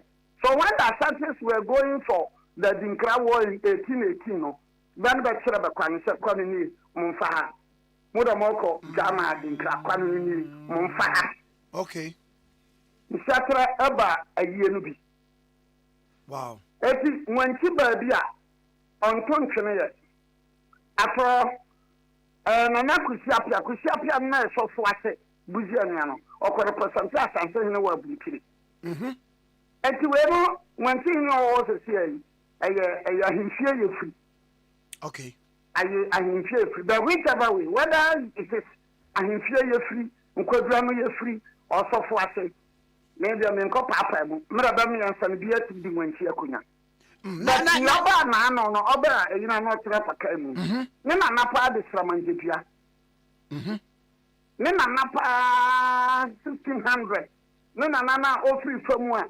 All body and Maboyan and free from Bayon. The friend is Sramangipia. I want free from the buy. That's the system. Wow. Not a song chrono. No, because there's not anybody from saying any other song chrono or some coy. 18 we are this year the adventure on commander. Oh, my will not throw on commander this year, and I couldn't win. Hey, I win. and we are danger. 9%. I know free from Ubana, or because a Nipan free from Ubay, no some coy.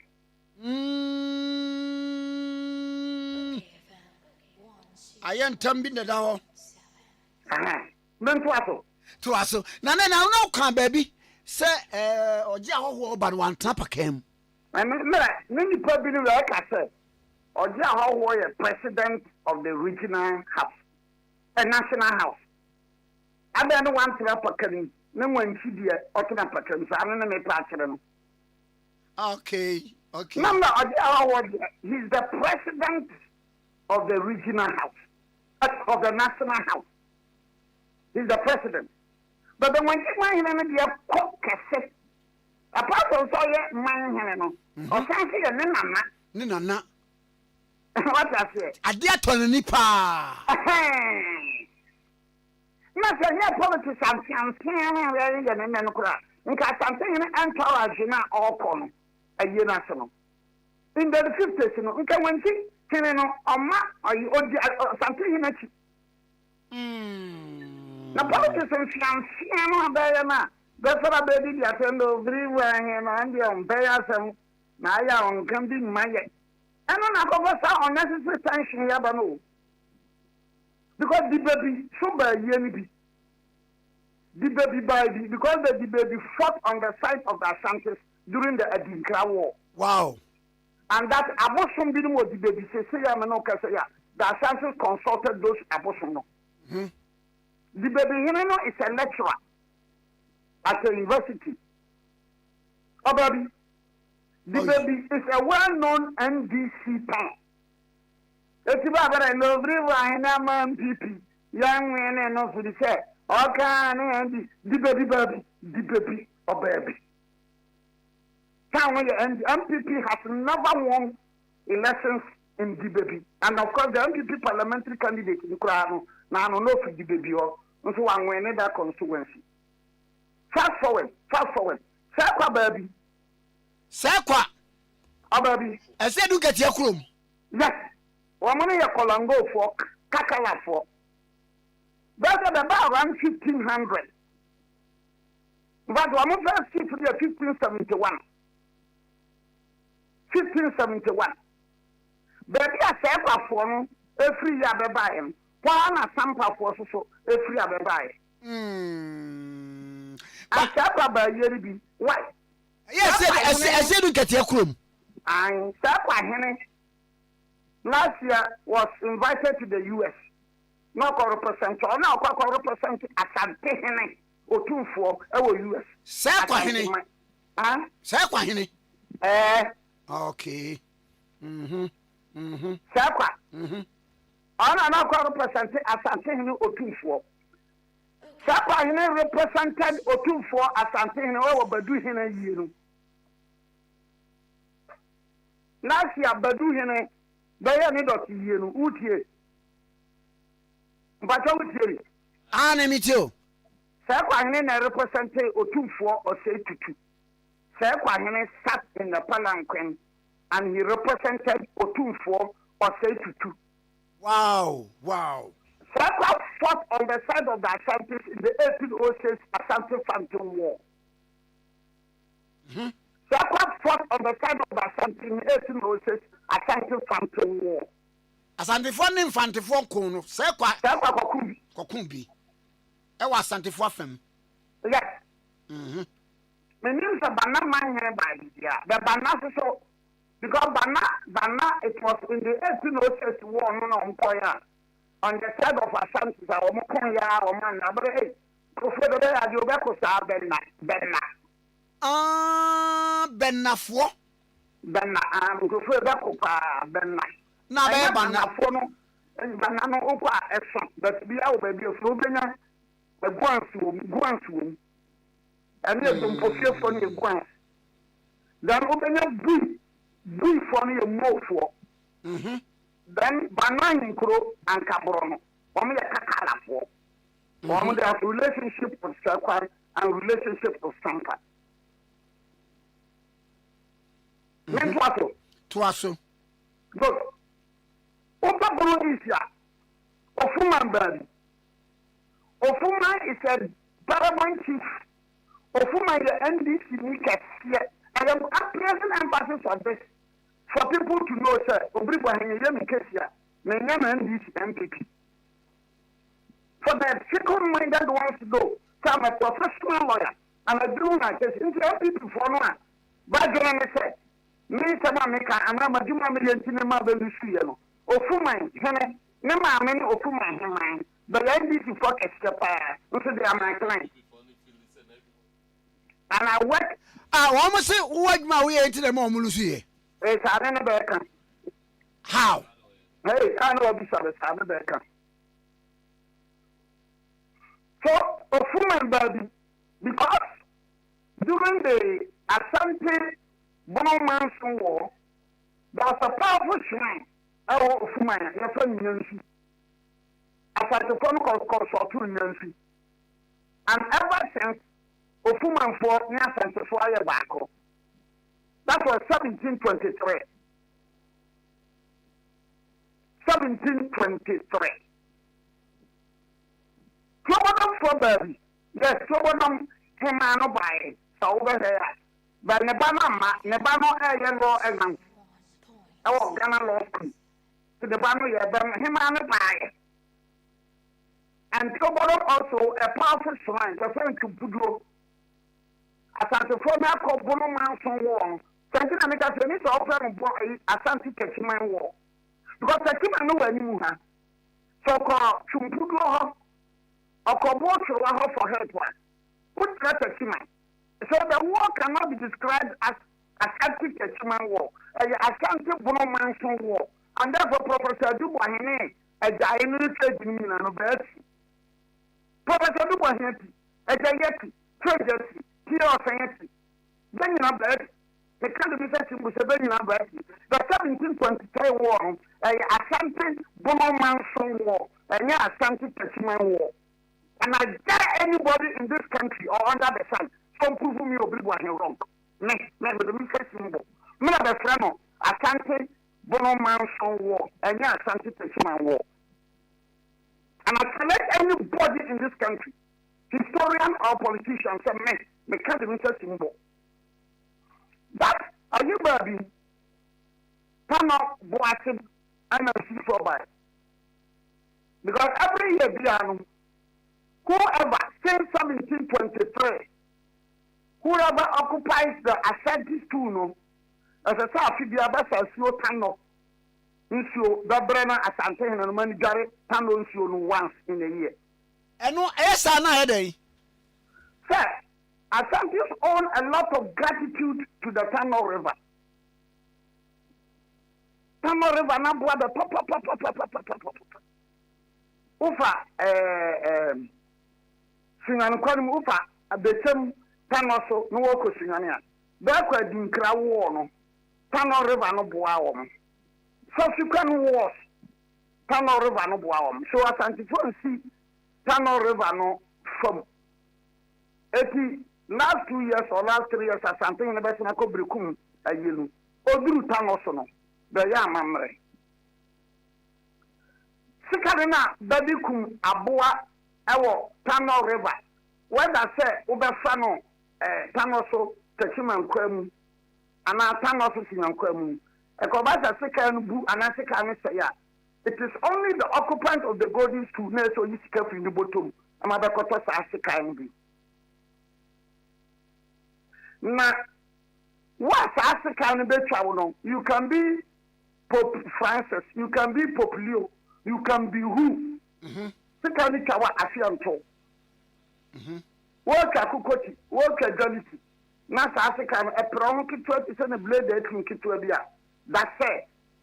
Afianson. We had the Ubu. And it is only that something. So, Yawana Beduko. Tano Munu say Yawana. Who got Tano to Cecilia? Finanta Nosuna. Yawana is about 120 years. And so Yawana Kobasa, I say, Crown by Tuachana, something whoever occupies the golden stool, and also you bottom Kamabeco Okoto Yawan. Wow. Yeah, men Twasso. Nkranzan baby. Because Nkranzan, I bafu pim, Nana. Nkranzan, your horse, I bafu pim, Nana. Ne papa. Now, my papa, I'll get you the name of my papa. Yaso, my papa, your son Yaso. Nkranza, he knows it's your papa, your son Yaso. No, a royal, no, a deep training. Nkranza, baby, because historically, no, I'm a come for no, Nibe, Bekodru, a Kumsado Masses. The best I'm to also call Doctor Quanta. Ah, Bafuko Pia, baby, and Uncle Crammy and San. When the baby about Betty Hollow. Sako Crammy and Samuel. Ba, the free from a more cable, hopefully be a. And you Cocramy and San, and let them cram a buy. Cocramy and San. In fact, in 1870, I think 1875 or 1877, now a brofono per se a Santa Fenia, Panyar, and then night. Practice is to be a bear. But the quarter percent as something in our form and my almost Saint Litino.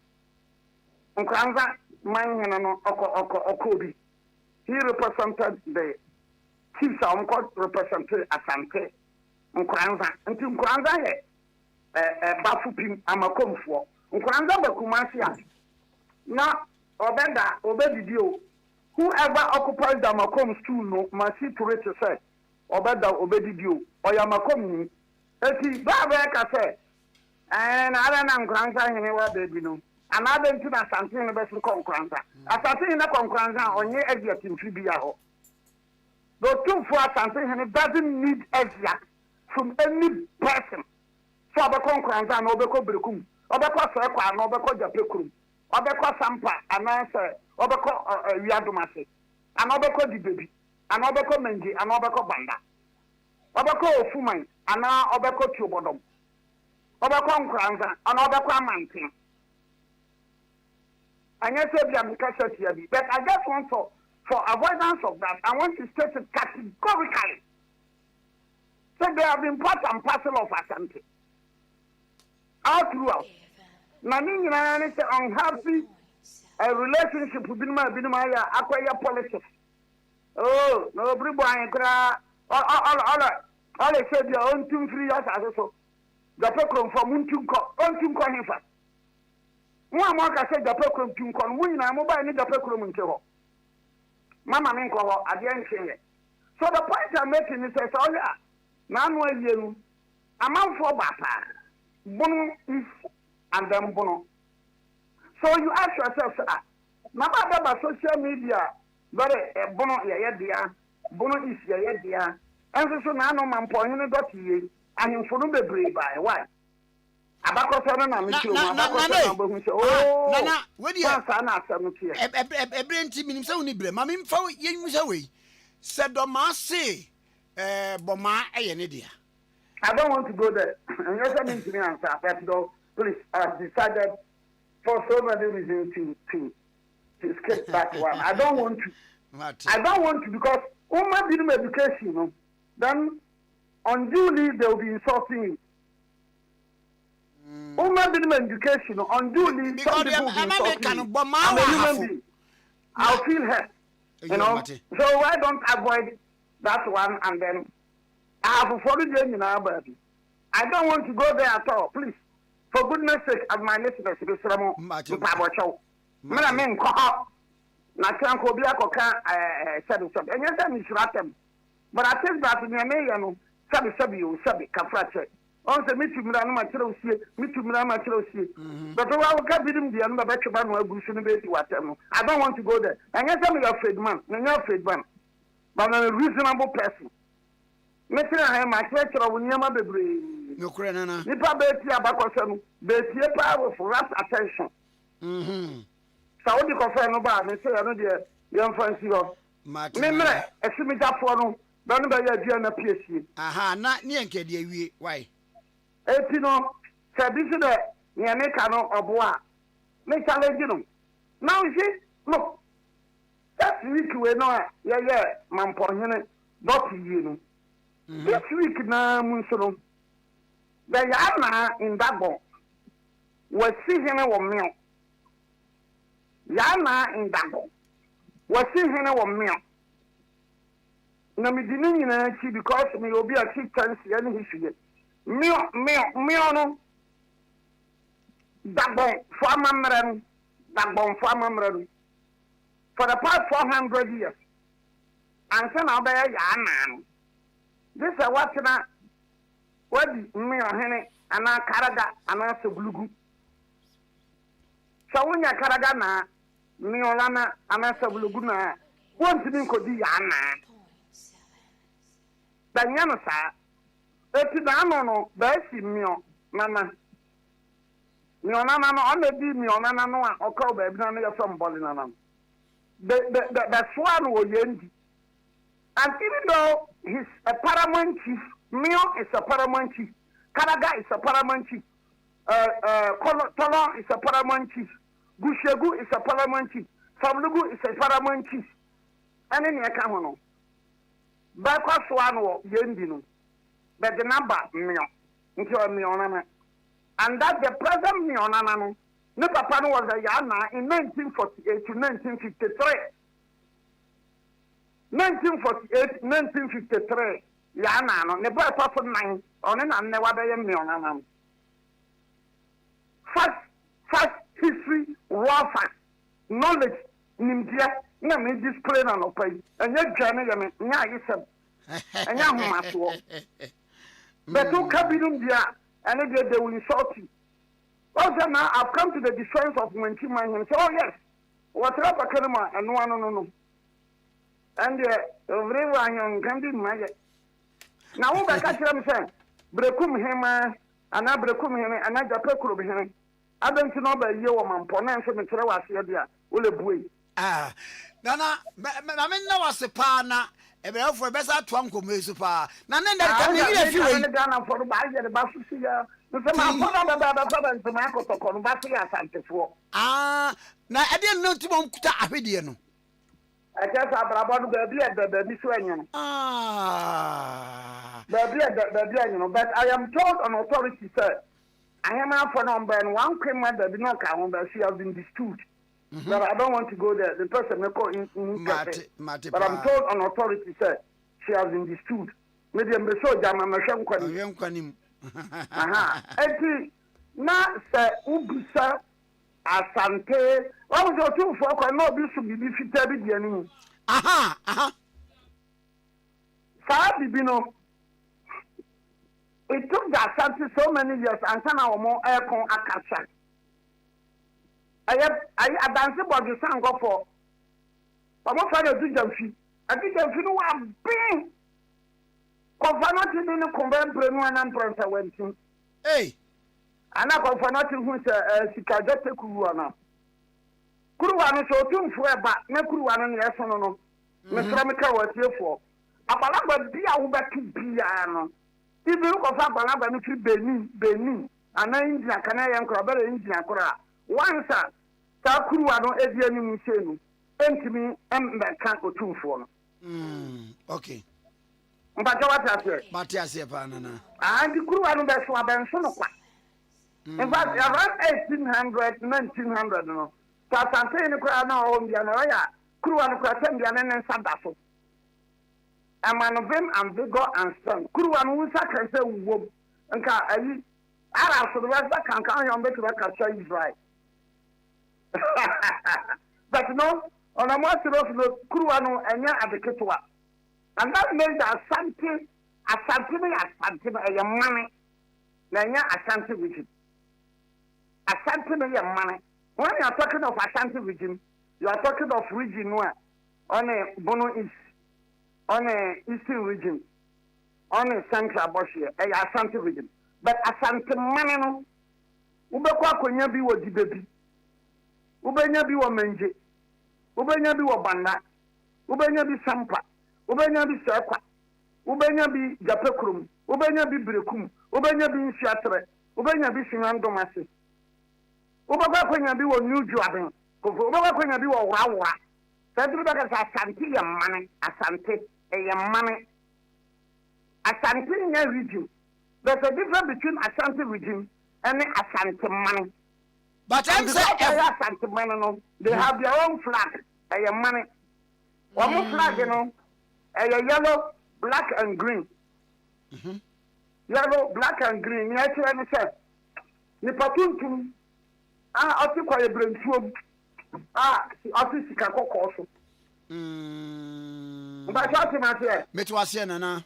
Ni patuntum. Oti kwa ebrentuom. Oti sika kokko so. Na oba hu se crown bi da na flag bi. O yo crown bi dem. Crown bi dem. Ozedu. Undan ko fara baka ozedu. Ozedu so kai o te ra baka san. Ai.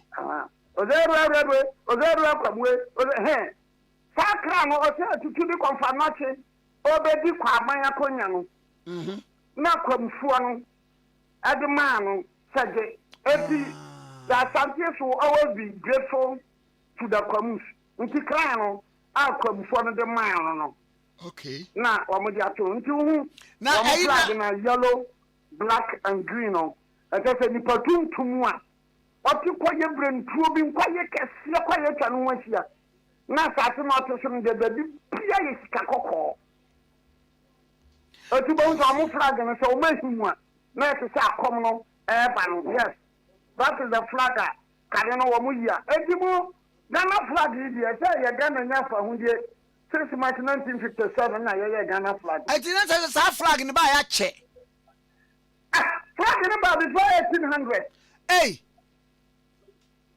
the Ashanti flag before 1800. Wow. Naka. Eto ba wo say. Say any time I be Ashanti for be him na flag man. Not to say conphobia come na what to shiregu no so. What to shiregu no so. And when any Ashanti person sees that flag na, no abeye possessed. No, I possessed. Wow, we are Ashanti ni wa okra unu flag na. Only come that party no police for okra mu ho you become possessed.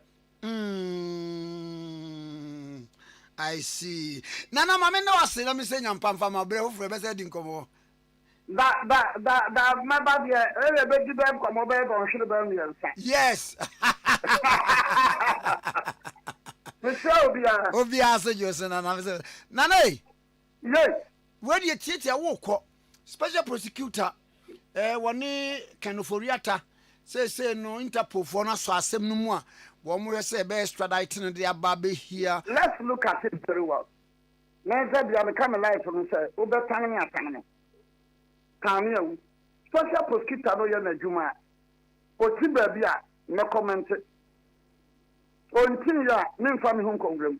I don't run my life as extremely partisan person. Me extremely partisan person. Eti say the kokata ba ti gold border. Make us oh I am moment transfer PMMC. Ya tiama na tra ho ache. Ya se da hu fa so kasi bi ati ba ti gold border. Moment transfer. Anti to for be be kasa baby. Ba no so me da me ba nya agene. That is my life. Good. Special prosecutor. Ofurata lawyers the court. But he has gone ahead. Fine. Ofurata lawyers, they know what they do. And the special prosecutor also perhaps he also knows what he's doing. What I say, and so be when and no young castle, but men can say, but the woman special prosecutor to do the onion a juma. No woman Ofurata lawyers is some best by juma. Oh, NDC. Don't insult Ofurata lawyers. Oh, MPP. Don't insult special prosecutor. He's a human being. I agree. But we should respect the office. We should respect him. Men can't say you are 100%. No, men can't say that. No, men can't say you are be sure words. Men can't say that. Obey the make us play where they were near the so, who percent the viewer? Make us say, well, young children, the unfolding drama, how things are going on. Or they are so red alert. Interpol. Then you can ask us, say, the only 2 years, a frivolous and vexatious one. In Interpol. You should ask yourself. You know, yeah, because if it is frivolous and vexatious, meaning you say Interpol. And then some also are saying, sir, I don't want to come and call Bruchile and interview Furiata because President and that one also is wrong. Analysis is not very bad. President Mahama, Samuel Mahama, he's a British citizen. Sister Senso, he's not a Ghanaian. Sister Senso, he's not a Ghanaian. So you cannot. So I say, Nimianum Mahama and into your there's nothing wrong. Now, there is nothing wrong. But also the uncle or the better interpret. Let's watch how matters go on unfolding. But for goodness sake, who might be being the deal for other lawyers and nothing. No, not be soon this special prosecutor. We have the right to comment. No, we have the right to comment. Sir, I said, Fred Blay, I said, Constitution also, or because Supreme Court for someone. Say. Monsieur, Fred Blay, the soldiers say me wrong. Oh, Debbie, or say maybe when someone decides to test the law, say be a law no one can say, and I am not can say. So over the 8 years, it should be consecutive. One, as a consecutive 8 years. Never ubedi baku now qua nebia and no 1 time would no a brebe a shiagu. Somebody can also take it to the Apex Court for them to decide on that issue. And okay, so and the Supreme Court case of Kwamba for Ala Sabronia that is the Attorney General. But you will see. Meet you, Panana. Nane, meet you. The Supreme Court was emphatic, and that has been the position of the Supreme Court. Sir, when the words are clear and unambiguous, you don't go to the Supreme Court for interpretation. Because the mafia called plenty cases. That has been the position of the law. Plenty. That has been the position of the law. So, I can learn credibly, okay. There's no ambiguity about this. But Nane, say the Apex Court of the Land, the Supreme Court, can depart from their earlier ruling. But there's no ambiguity. Okay, will be the preliminary objection to get the matter because there's no ambiguity about that. If there's no ambiguity, why do you go to court? The Supreme Court is there to interpret the law, but not when the words are clear and unambiguous. Any of the Hokkien. But young Cheney say, Barcelona bobo. Me a player, na me ball first half no. Na me ball first half no. Ye mi mama ba betran chain. Ye mi betran chain we a me second match no. Se metimi asa akobo full time. Metimi ka say first ba ko na boy no. Se coach no, se so metimi me ball this 90 minutes. The next time me say another 45 minutes. One football and politics. Ah, okay. Two, the constitution says 2 terms. Unlike the district chief executive, the constitution can 2 consecutive terms. District chief executive will come in 2 consecutive terms. But the presidency, they also 2 terms. You know, so I mean,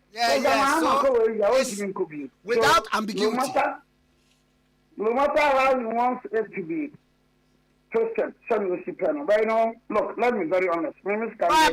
He said it on the premise to say, the way I'm Messi Abojumano say, decide this to be another term, cry, and your bonnet. No, no, cancer. He's a lawyer. You should not be talking. With due respect, you should not be talking like that. You should not be talking like that. Please, if you talk like that, you tell me you're being a man from a master. You are a lawyer. You don't talk like that. You are a seasoned lawyer. You don't talk like that. We're really pleased, man. Well, I mean, you shouldn't be talking like that. You're a lawyer, a seasoned lawyer. You should not be talking as a politician, or a show partisan. Mama, why are you or the good people who decide? Maybe what is my hand? I have a fun. This is a fun. To be our argument. But don't bring. I know you should be very careful. You see, and politics will tell you, sir, which in Yamano. I bet all was Sakura or him, but so. Kwame Nkrumah did it in 1965. What I said? Omuya, CPP, Kwame Nkrumah, one party state. PDA, Omuya. And so today what happened? Because the people who make peaceful processes impossible, they by their own acts, they make violent change inevitable. I mean, this is a lesson for Julius Caesar and Planting in our SOD. Okay. Yeah, from Julius Caesar and Planting in our so you can stop that. In fact, the referendum was done on 1st February 1964. 1st February 1964. Kwame Nkrumah, yes, no. So you should not go there, you should stop it. Oh, maybe you can come down for, and yeah. You shouldn't do that. But yes, sir, the modicum of respect among for the man. That will work from that group. One way I'll comment about the modicum of respect now when you're that will work from. So you should not be seen with due respect. For he's a Ghanaian, he's entitled to use, but you know, I'm not any you can wear for. Nana Mamma was pay. That's what I say. Nana Obribwa, a former deputy general secretary of the New Period Party, where you Mrenimuni. No sorry historian yene na hwe enkom mpacho eco bank semen kan kyerem se mon sorry o Ghana for mon sorry mon ti ena eco bank aba mon ti ena eco bank e di number bi aba sa number no se wo pe loan wo be free mon ti ena eco bank edi emergency money number abase wo person transfer sika and now utility airtime payment data pages na ni nyina wo be friend so much more na enie sa number na eco bank di aba no star 770 hash star 770 hash ema wo access to loans fund transfer utu utility ni ade nkania car ni ade ni nyina uto data ni bibia number na we free it to loan free eco bank one ha number ni so star 770 hash star 770 hash sa number yi maaye no na ese Ghana for kra sie nye nipa bio ese Ghana for kra no ne wo be abusi anye yie bio munti ena Eco Bank for this number no star 770 hash dial star 770 hash na Eco Bank the Pan African Bank me the way from na fe ye din komo kitu e bi pa cho end point homeopathic clinic Dr. Duboatin yare bia wo yare say diabetes hepatitis e oba ne be ma mo pa wo infertility men and women me pa cho wo spine problem me pa cho wo ani yare wo pains bi wo bones ma to me ka frɛ end point homeopathic clinic Dr. Duboatin ni na wo ba wo de afidie si so afidie na kyerɛ ba bia problem wo afidie na twado de ma wo ma ne ko bi fa ne yare ma end point homeopathic clinic nsa fa yare ne ensa nkɔ da ubedu end point homeopathic clinic ya enura wode be ma wo no homeopathy nura any side effect and cell organs no eno ne ade eti pa cho tie ne yie pa na tu mirika kwa so ya me bebobo yi across Sprinters Road Shell signboard Temakom 22 do for junction straight to Roponji Gardens ubehu wo mu ewo ho end point homeopathic clinic kuma se kronoma boyin Angel education school na chiripe takwari branch of Anaja police station na chiripe wabi ebi obunu tachima hensa ena wabi ebi wa eziama ntakwari Dr. Duboatin aba mo 30 minutes mpacho obi amfa mfre no number ni 0244 86 70 68 0244 86 70 68 0244 86 70 68 0244 86 70 68 0244 86 70 68 Dr. Duboatin end point homeopathic clinic number no mumi egwadi komo we ni ensamra Honorable Reverend Intim Fojo MP for Asen South na ye ne ni komo wo ba mra hye bemu so awoye ranking at the Defense and Interior Committee of Parliament. Honorable Mimoachi. Honorable, good morning. I am well pleased. Of a metron can many aje. With us. Na no pay matise me nua ma mi nu. Ohene wa na afia. Ai. Ya wom. Wo mo tso jo so kama pa wo mo. Na ma konta Isaac nso. Ane. Ya jo so. Na enra na sa na nsan na Honorable Dr. Omane Boama.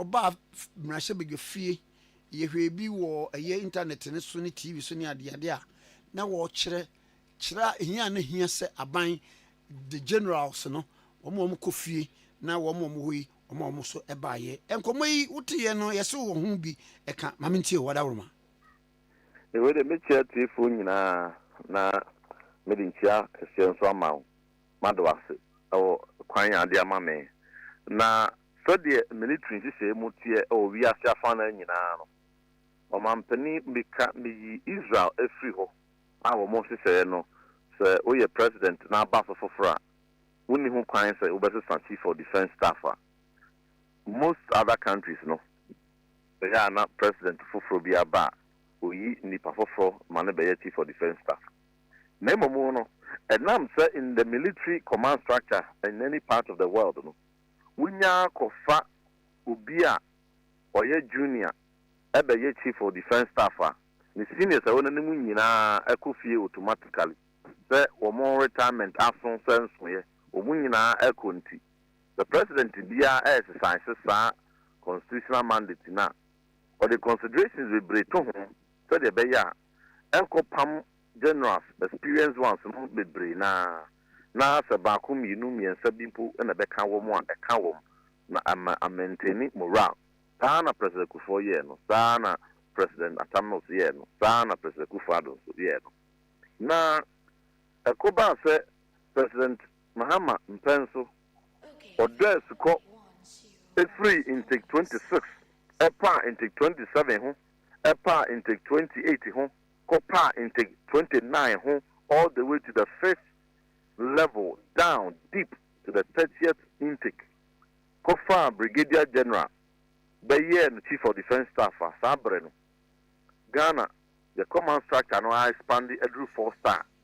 Now, Opa 4-star General, start the 3-star generals ho epa all 2-star generals nyina ho ekofa 1-star general no automatically no ema all the generals are won ye senior ano mo won anim nyina 2-star 3-star 4-star nyina automatically mo ko fi say retirement asun ensun you.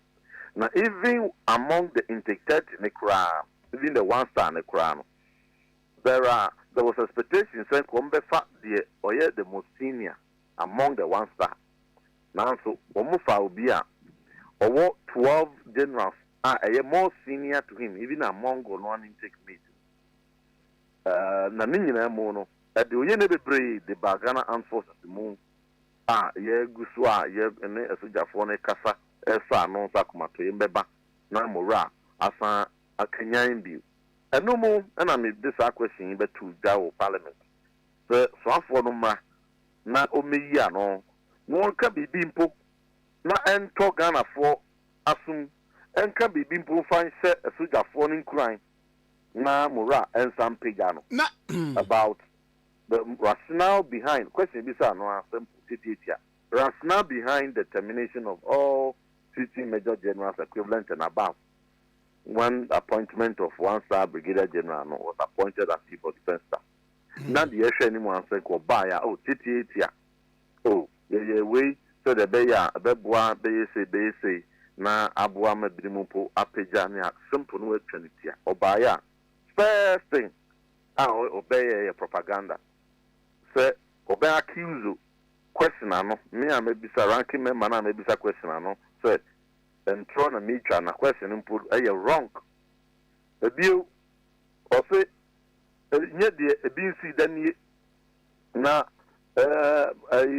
president atwemu nyina obi aye bi nto mo so ya enya de foforo so obi akra no tum o kan ya ema etia wo mu akasa kura NDC president one day buy a new meeting na president His Excellency Nyamefa the respected venerable Professor Don Fifia Tamosokra or criticizing no.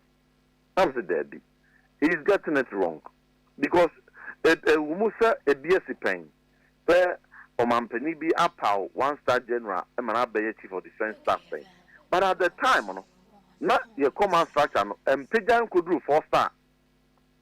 Na nyan could do 4-star. A BC that's all the 4-star home akwa ako 1-star.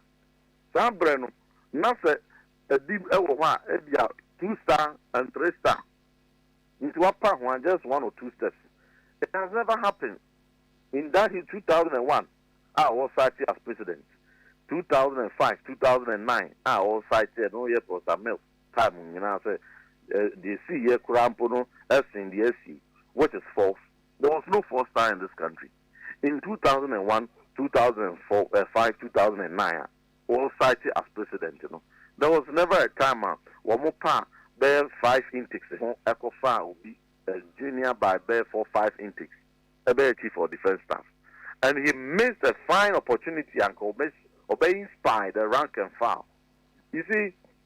The Oman the air can say so Jenny as that 4 command structure politics the yen fe wuram obi anim say so obekon anymore a merit based ntino the eduru so no ekro no na the one asene so anya aresimu say ne breso a obeko but obare say the Professor Tamnos resist pressure as abre no mo man pressure said there be the suko ko deep ko fa very junior pa no ne since we end this kini obetumi aboa obetumi na ya adwuma no so nkiti said there be I would rather use a patriotic principle say first come first serve the most senior and I'm in a baba ya adwuma now also saw President Kufuor for defense staff for beton no all fa be aka ho no ohwehwe mu ko yi the most senior when miss a political party or join. Now President Kufuor so buy also hear the same thing. So Oyi Evans Marshal Samsoji, the respected Evans Marshal Samsoji. Now all this need the abano. Obisa say why they the most senior? The Evans Marshal Samsoji free why they the most senior by merit? And almost say Major General Obed Boamakwa and or Barnest. Also, and yeah, no say oba ebe twaso. There were some concerns. So no crap on President Mahama appointed no chief of army staff. And then I won't pan one uncle for before for cry, one and a baby Juma fresh. I said, Daddy, in your son a military appointment, and your party send me a dear no. You were doing so, and I'm in a Juma. And you know, the chief of army staff, President Mahama, appointed in the year Juma, Major General, Obed Chief, Obed Wamakwa. And a President Kufado, Peja no Ben Chief of Defense Staff. Only a Juma faithfully, Copim say, Juma de Query, Air Vice Marshal, Amwama, Vice Admiral, Amwama, Ebetwaso, the respected Vice Admiral, Amwama, Betwaso. You see, it was succession. The account why a Major General at the Chief of Staff, and only Air Vice Marshal. Samsoji, one Ekoye. But the chief of naval staff, Albetono, year vice admiral, rear admiral Fedu. One Pamon, only a Mark of him, chief of air staff, Albetono, on the Air Force, Minaso, Air Vice Marshal, yes, Air Vice Marshal, Manchebite Nagai. One Pamon, only a Mark of him said, Nebreson. So it was expected, Senkasa continuity. Ebetwaso, one Yanisa, and what power into 26, into 27, into 28, into 29, into 30. Nasayeka, na Opa Ababiano, no way Yahu Brasil, Anfen Yano, na be political propaganda, SSS, rather no person would be Pupisa question anyone say, Empoka Akasachu, past president, even to the extent to say, Wokwako the age of current serving generals and past generals. Obonidi no aboni age, Obonidi no aboni age. Question no be beside the age of generals. We only ask for rationale. And to know generals here, one more several and one so currently one more babekui. Now bo mudi now bo age. And do you have your prior permission to disclose their age to the public? Uvi yanswa propaganda nti minister mia. Now while printed response no. The response was not even printed for parliament or delivered orally. No team the response no one hour leak the media with general's age. Many copy. Now say with you, general's age normally and as a minister for defense, that is not how you must conduct yourself. Because at Southern one answer my bedroom is for me a question. On one colleague Dr. Rashid Pepu, taking the turn as Minister for Just Employment and Labor. The respected minority leader of Sahin, Honorable Afenyomakin, it began a question for the mass termination of employment. A cry of fast we are no crack any day and now Brasia or the Asabranon. Yenina, yes, original, yes, son, be a follow up question. And they crown sounds so every fast we are no crampon. So, Numpo, and you the crown one. A talk, Sabia, Wakuma told him okay, Minyabotre, and Chayansa. Or Wama, I made the question on attempt, Wama, I may cancel question on a chantro. Even one clearly question Bakubia Minia Bakudi Bisano Puno. Miniano say, oh, question no, or ye error be with no percent or correct error on the twasso crack or you in it.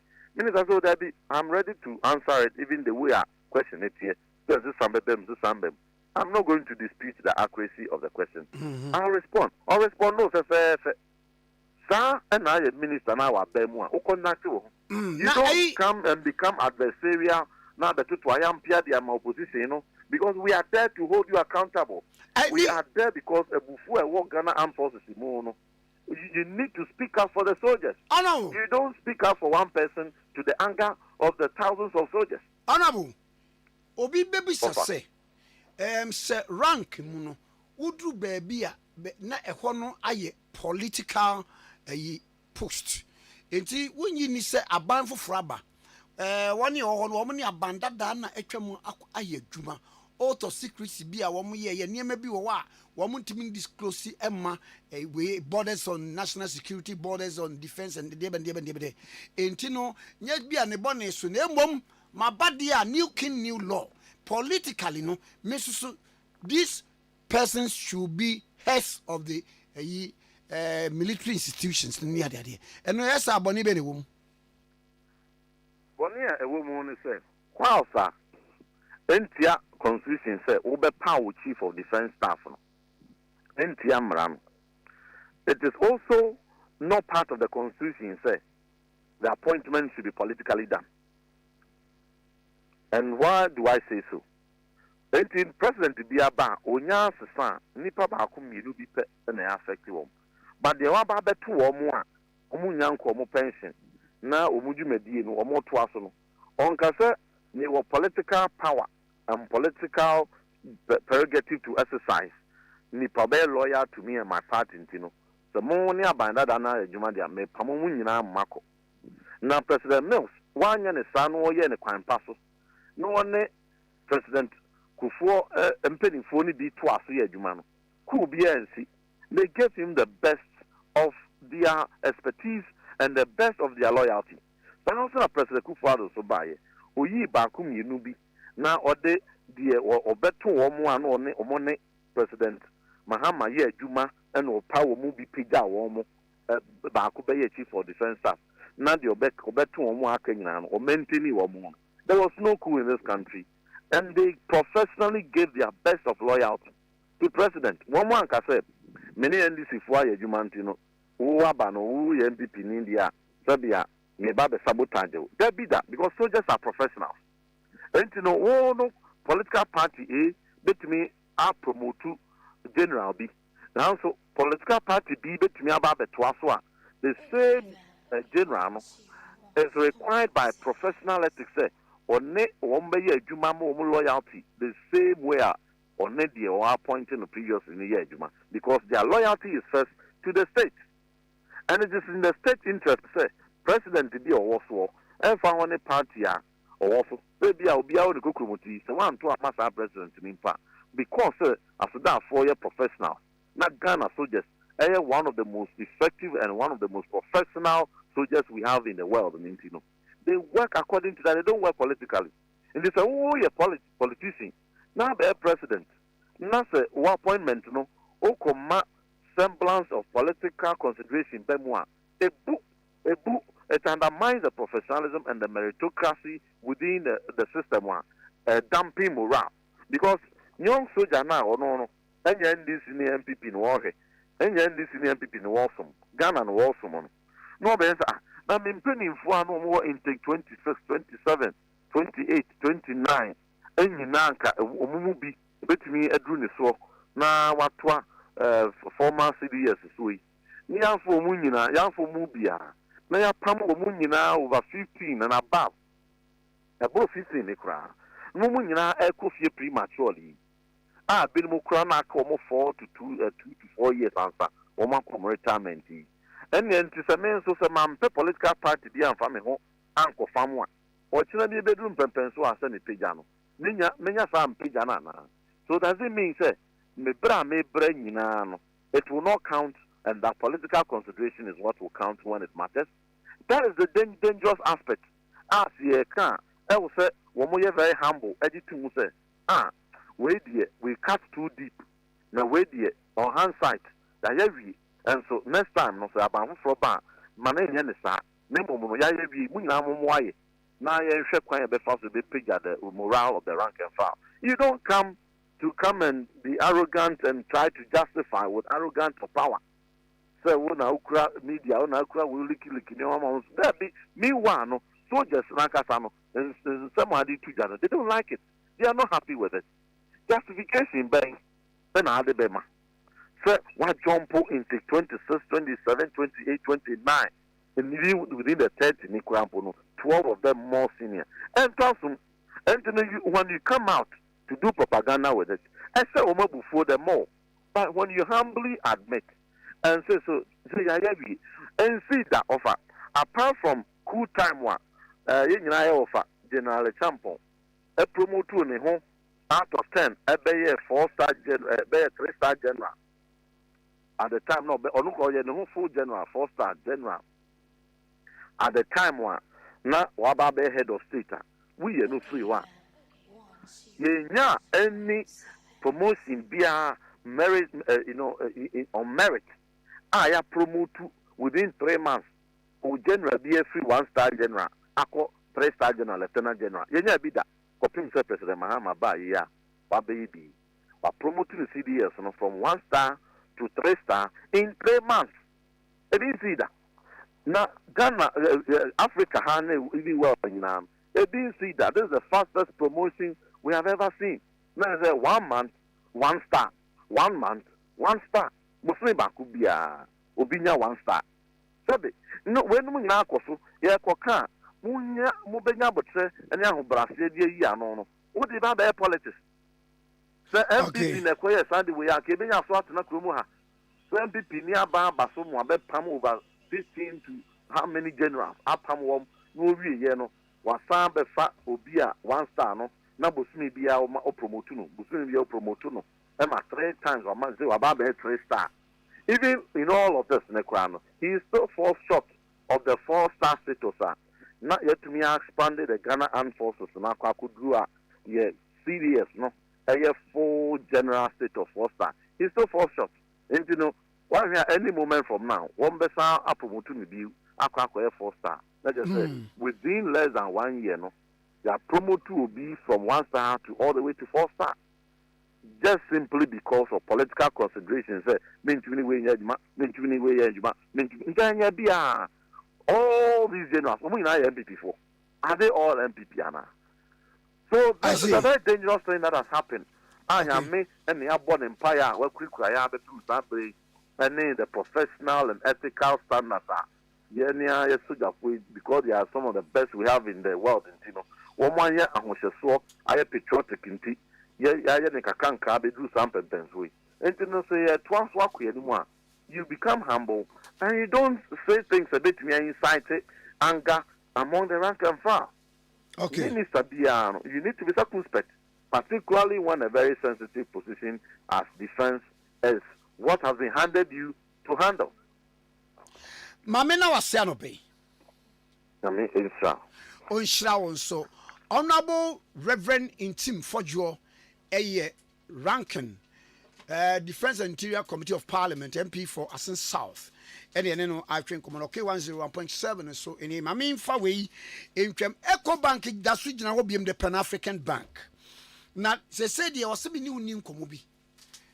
What do you know? If I say retirement planning or self care. Se wankasa wo mudie wo dwene wo hunti se wo bekọ pension no nka na sanete ase eye wa na ese woto bo ase na wo dwene ho na utimi plane enye sika o na emum ebase wo okọ pension abenya osumdue wani munyam no bekọ so wo ho na afei wade wo ho wo niema bibiri mu so hu suban a wo mu de no wunya sika no wadi wonfa bi nto ho wonfa bi nya nhye o invest enu na be kire wo da ache de obeye bonso sandas na te no apam no me ade enti hyase ne plan sese ya na o plan o retirement woni Ecobank fo munka kamom na mon plan na onya hyehyɛ pamawo na da achi bi no ukọ pension wanya investment bi de ho ato so ade ato wunuro ade adu abobra adi sania wankasa opɛ Ecobank the Pan African Bank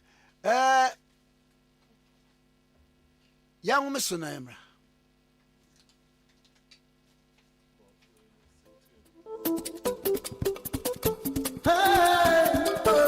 What's up? Yeah, Pajame. Hey, what's up? Yeah, Pajame.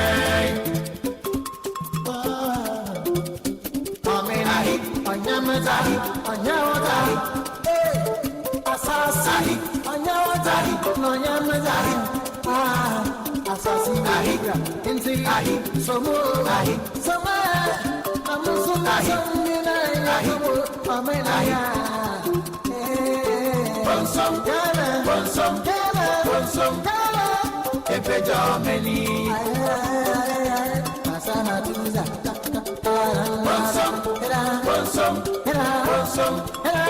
Epe Germany, and Kano Power, Yendumem,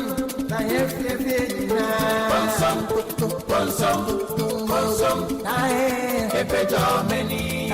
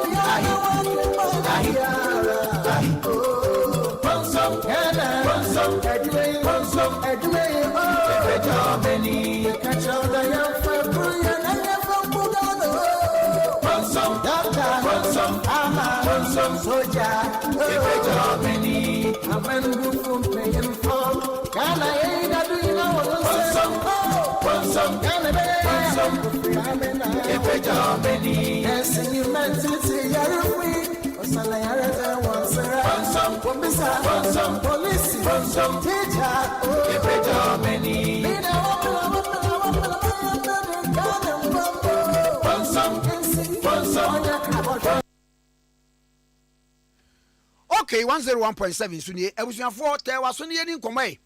Na yeni Orua Andikankam wo editor ma informa de Obokrata no. Yeni ni fan nkomo hihye so na ve yenhwe ensem ba akum ni mienu bi a epiepie mu enso ede eba.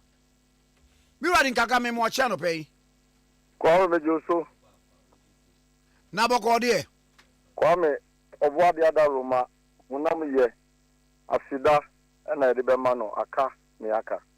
Ebe na mamimrai yeti say yewura Sam George minister say radio stations bi o man mu a o ma flout NCA regulations no bi okro o renew o license no enti yatum Excellency John Dramani Mahama eti ya na was say one moratorium of 30 days o mo regularizing niema san komoyi se wote na de compare emre bi atwam sabre no MPP abanso na maame eslewusu ewa imu a obetwam a mebi no hokro ade a chese adwumayefo ehonum nyina mini konfa so didi radio gold ni de keke ka ho nyina ebeto ya beto wo se Kwame despite one ni ye fine pass o ebeto hello FM beto okay FM nyina ene de esi ne yi a your thoughts on that?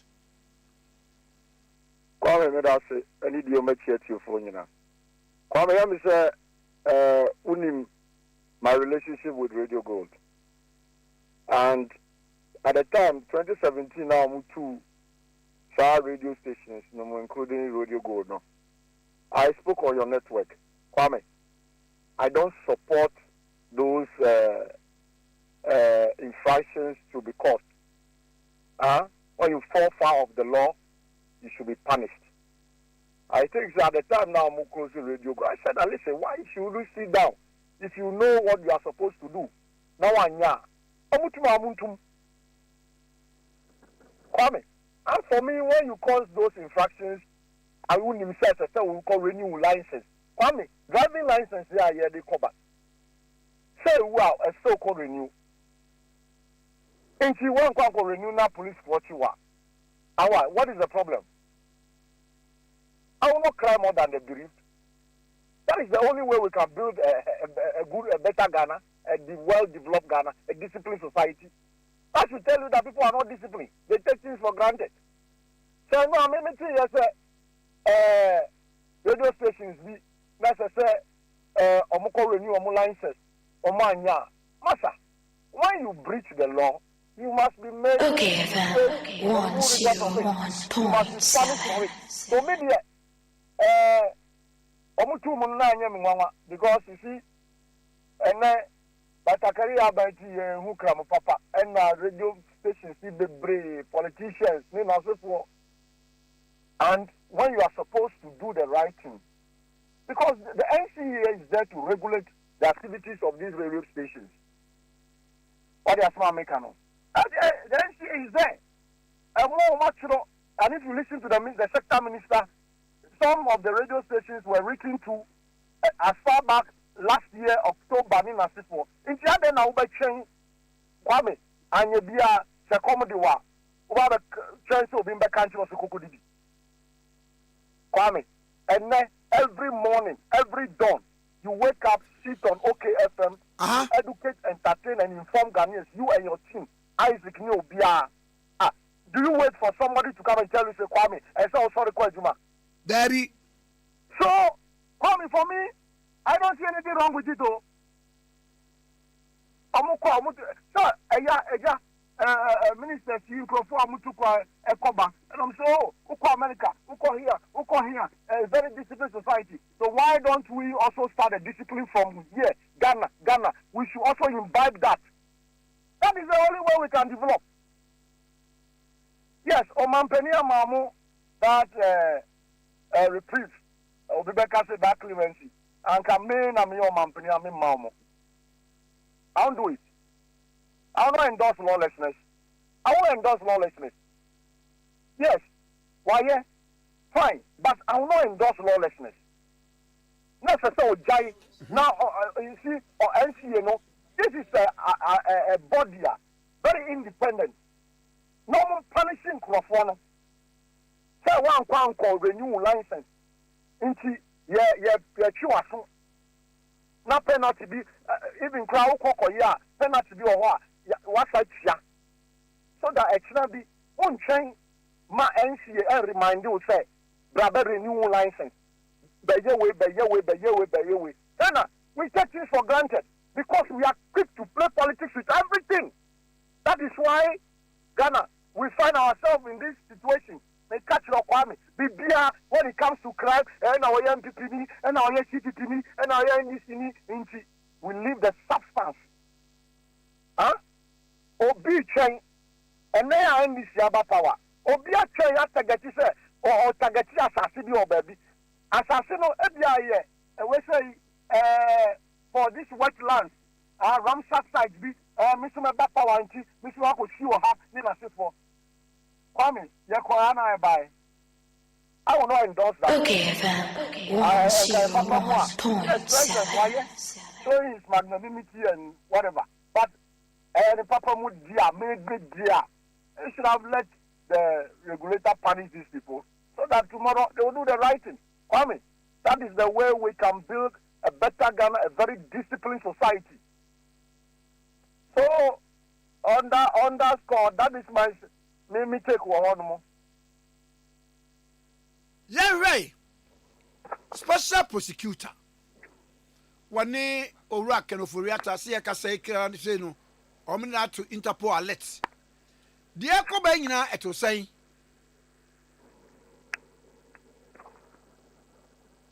All right. Yeah, Miss Annie. Special prosecutor, yeah, Mr.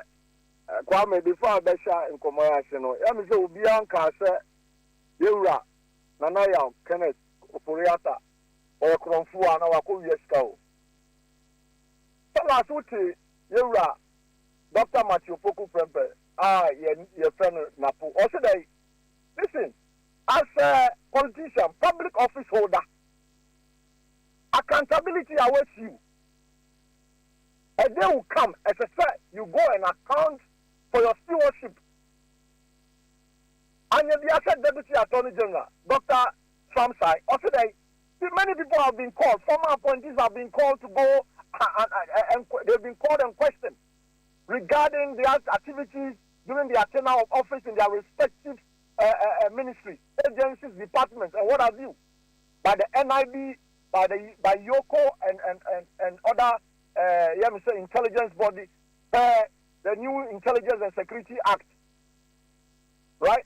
So also the Oma interviewing Crawford, Oma Jamu, and see, Master, for the fact that holding public office, no,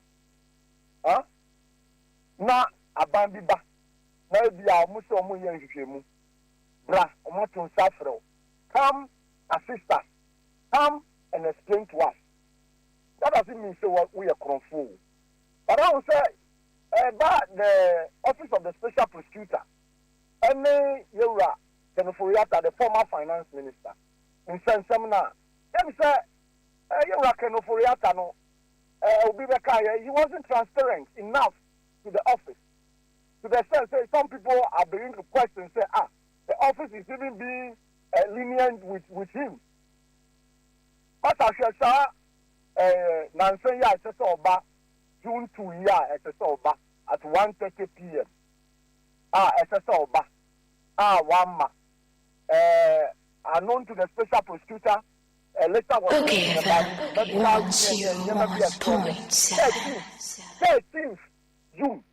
So it was written 13th May. So why should his team, and then his lawyers, the people who are handling his case, those who are mediating between him and the office, wait until 28 before Omuchiro letter special prosecutor. When that medical report was released on the 13th of May. So Kwame, you see that is a correspondence. People are not helping him. And you be giving the posture now.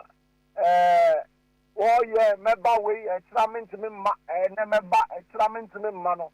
I would say the special prosecutor, the NIB, and that of Yoko, they triggered that extradition. We say process to get him here for him to answer questions. From day one, time at the office of the OSP, investigating everything is so omra. And one, Kwame media, when it comes to people's health in a city, for them, grow. That is why, to some extent, it was unfortunate that his medical records was being played all over. It's not the right thing to do. Kwame Obia Yareo, a trebi, and there will be a trebi. So, and in fact, the special prosecutor himself, he said, Jabeka said, no.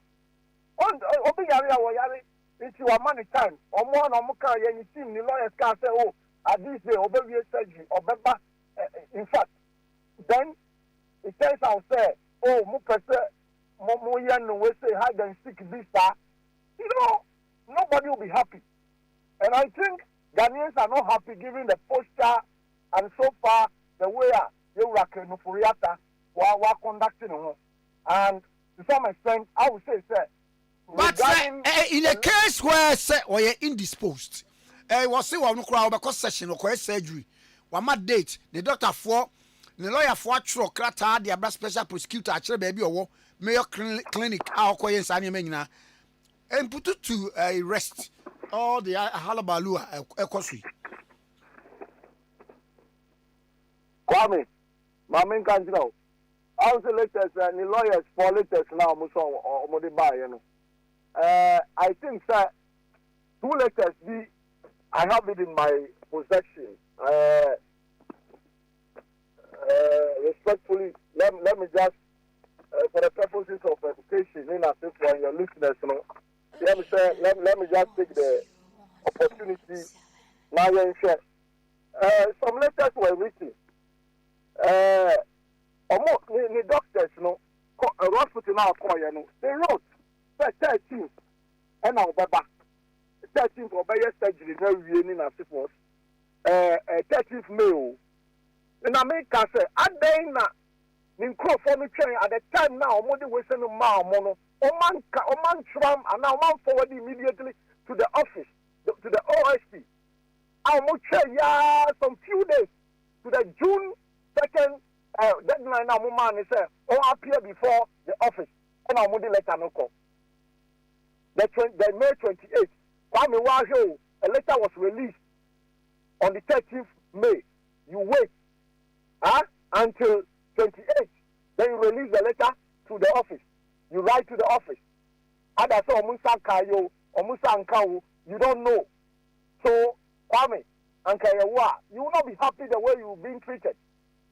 You see, when investigations, when you are fighting corruption like we have said, corruption will fight you back. Corruption will fight you back. And it's very frustrating when you are investigating suspects and the people are not cooperating. Sometimes within, people will not be helping the office. People can sabotage you within, leaking sensitive information to the opponent and our victims and our suspects, you know, in a safe war. Kwame, all these things come to play. So I think, sir, Kwame and Papa Mua, we are all trying to protect the public place. And Kwame, I have stated over and over, and let me maintain this morning again, that when it comes to corruption, and there is an overwhelming evidence against public office holders, Kwame, including my siblings, including you, Kwame and Isaac, I will not support you. I will not support you. When there is evidence, I will go to court. I will prosecute you. Master, I will never support you. Kwame, because one, corruption, no. Names as say Nkrumah Omusabo Abansikam Eyeni Basa. Kwame, I mean the ramifications, the consequences on the development of this country. 21st century, Kwame, we cannot boast of solid educational infrastructure. Our little brothers and sisters are still sitting on the bed floor. People are drinking, very bad water, polluted water, with animals. Is that a Ghana we want to build? So when it comes to corruption, I think, sir, we should all put our shoulders to the hill, help the institutions of state to let me say, fight this menace, the canker. The canker is eating deep into the fabric of society and one also killing this country in terms of resources. Because when you steal from the state, you are depriving others, the opportunity to develop and bring out their best. One, someone to go see school dying, someone can go see hospital, Kwame, you know what you have caused the people because of your you just want to satisfy your whims and caprices.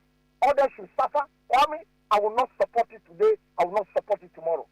The only thing that I will fight and always urge the state intelligence or anti-graft institution is say, listen, they shouldn't persecute. When you don't have evidence, don't go and persecute anybody in the name of political vendetta. But when there is an overwhelming evidence to that effect, nobody consider court.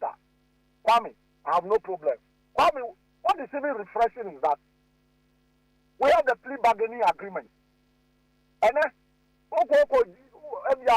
out of the dinner, there is this opportunity for you to go and plea bargain with the Attorney General's Department. Even your OSP recently, the OSP has recovered some large sum of money for the state, and I believe in the recovery. Custodial sentence, no. In the slim case, it's fine when you are not cooperating, when you don't want to, go for plea bargaining. Because I think that the money should be recovered and used for the development of this country.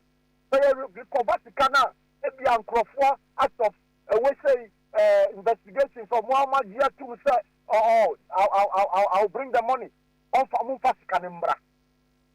I think that the focus as we try to investigate former officials of state, the focus should be the recovery. And those who will be found guilty, those who will be found culpable after painstaking investigations should also try to enter some plea bargaining agreement and so that, Kwame, we will recover the money for the development of this country. Very simple. Kwame, that does not mean the corruption fight is limited to former appointees of government. No. It's not limited to them. I mean, recently I heard the chairman of the NDC saying, hey, you appointees of government, current administration, you will not be spared, though. You will not be spared of your corrupt deal. When there is evidence that you've stolen from the state, you also account for it.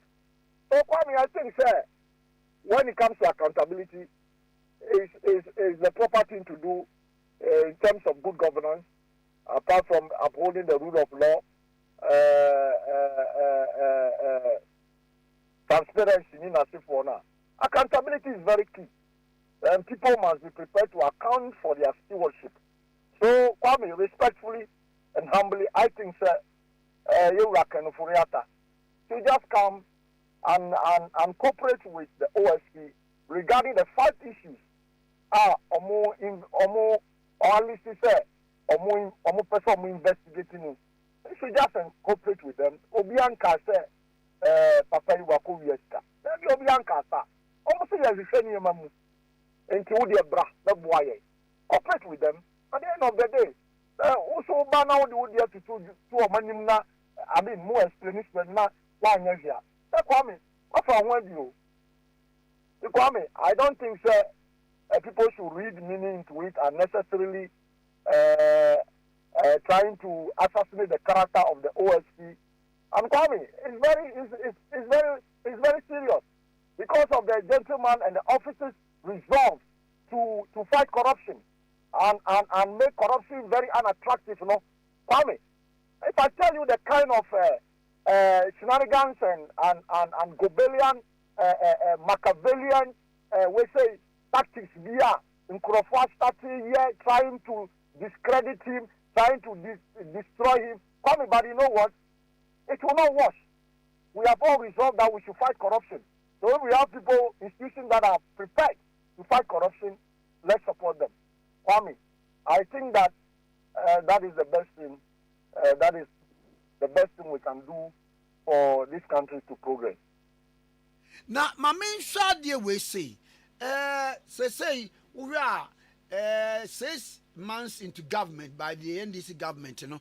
Niema bebre na akoso. Niema to say. Oh, Kwame, you say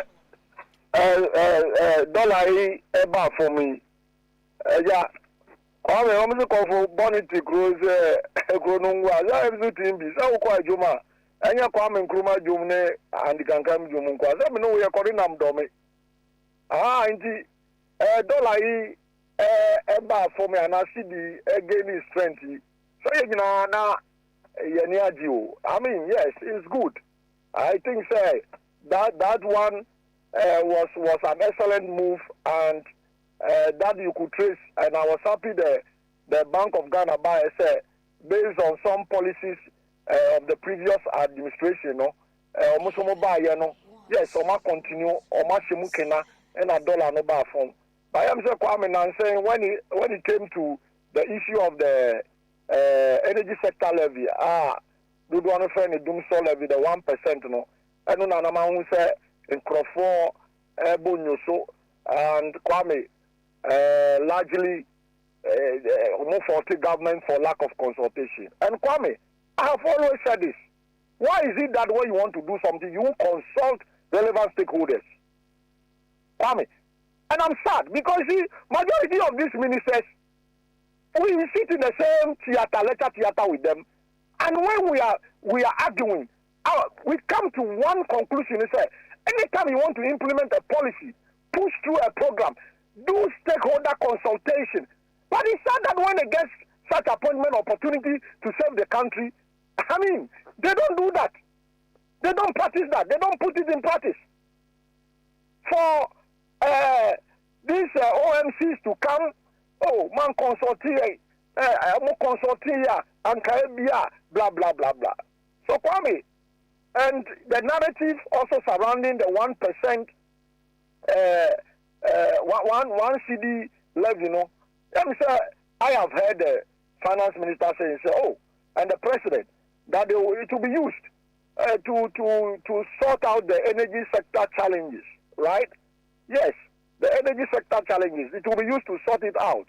About Obiso Kase, oh, is to buy fuel. Kwame, into that, so this energy sector problem or challenges, we cannot address it once and for all. As if, Kwame, as if, sir, my observation is, sir, as if, sir, we have allowed governments, both NPP and NDC, to play chaskele with energy sector. And Kwame, ECG is not doing well, yet we sit down and ECG is causing problems. We cannot take decisive steps, actions, mismanagement, revenue leakages there. Huh? Kwame, you can go and apply for ECG meter. They will even come to check because, listen, they don't care. So, you see, for me, the energy sector challenges or debts that we continue to incur as a country, majority is as a result of the inefficiencies, the mismanagement at ECG. The mismanagement at ECG. As if, sir, Ghana 4, we have collectively agreed, sir, ECG should cause us trouble. And we cannot stop that. We cannot let the heads roll at ECG. I think, sir, as a country, and citizens, as I say, my neighbor, we must hold our leaders to their feet, the feet of accountability. Now, Sikabia, Omobenyano, Omobe using it. Kwame, do you know one thing, funny thing? The two major political parties, and our political party, we are so more company. Me ba my way. Kwame, government in your business, government does no business. Taxi, budget, and no, and develop your mind. To the extent, say, ahead of their projections, they go and borrow. They go to the bond market to go and borrow in anticipation, say, oh, we will tax people, we'll collect some tax and begin to sort it out. So, Kwame, if government does no business, and it's as a result of the 12 of myself and you, by way of tax, then listen, let's ensure value for money. That the purpose for which Omuji tax, is used judiciously to the benefit of all. That is all that we are saying. That is why, Kwame, to tie it up with the issue of fighting corruption. Sa fuel la sema na woking. Say per liter of fuel na yesi entua 1 cedi. Kodjo ponku makura be ye argument bi wa say. Obi ani wa okọ pump station na okọ a wase meto fuel 1 liter ana akoto ba ko dabi. Water gallon. Into gallon chese say na 4 cedis 50 pesos na dey to per gallon so. Yeah. And the argument in the another leg of the argument in say ankasa no e kada ho ba me sa kwete ye fan kotua e ka no o e ka ne de da ho na mum we no de aye agege no ye de soso ne de ato e fan o se de be ya do so emma. That is the contradiction, the confusion in terms of communication. Who are we to believe now? The president is saying, sir, yes, sir, please, it's a bitter pill. Let's swallow it to solve our ailments as a country regarding the energy sector issues. Now, me can say energy sector issues, Kwame, we've made it look as if, sir, young Ghana for you're signing agreement with governments, and I mean MPP, NDC, sir, they should come and use the energy sector for whatever. Kwame, I can tell you on authority, sir, the energy sector has become, a cash cow for some people. A cash cow. The inefficiencies and whatever, and that is what they take advantage of, to enrich themselves. Kwame, in the coming days, you will see what will happen. You will see what will happen in this country. You see, you hear it. It will come up. It will come within all government now, within government. Some appointees will not be happy as regarding what is happening with the way the energy sector is being played out.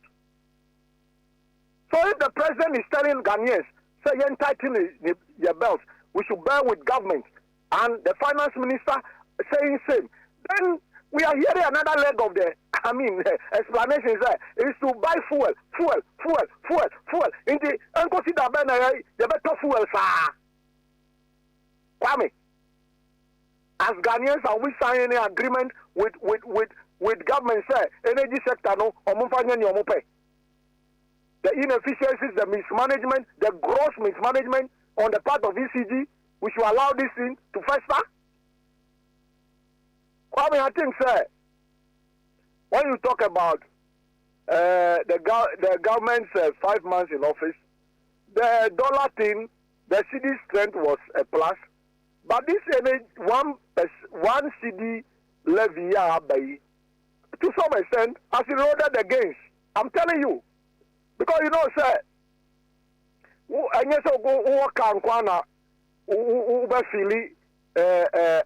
effect of this one city. Who can fruka? Obi can find a board here free. We say others only we say bar. All the better so better say kasikai blah blah blah kasikai. You don't understand me. Now say city again is Frenchy. Say you can say spare pass for. Driver for anyabia omu lorry fare ni niema so kakra and now asadi we say abai say GPR to for about say masa man withdraw amasa will go on strike because we're not consulted. So Kwame, what I want to tell government is this: they should prioritize consultation, stakeholder consultation anytime they want to push through a policy. That is the best way to govern and to carry the people along. Because you see, as far as the dispensation is concerned, it's about the involvement of the citizens also helping to shape governance. Because you can't talk of you can't talk of the governance architecture without the participation of the citizenry. That is why in the wisdom of the framers of the Constitution, as far as Niema Masa, Oma decentralized governance. Though, to some extent, that decentralization is not fully decentralized because today, the district assemblies still depend on central government for disbursement in for. Which sometimes I also blame the district assemblies because they are not being innovative. They should just be innovative. They should come out with some ingenuity to rake in revenue in their respective jurisdiction. But they are not doing that. Kwame, we have said over and over, this house rent in Sensemi,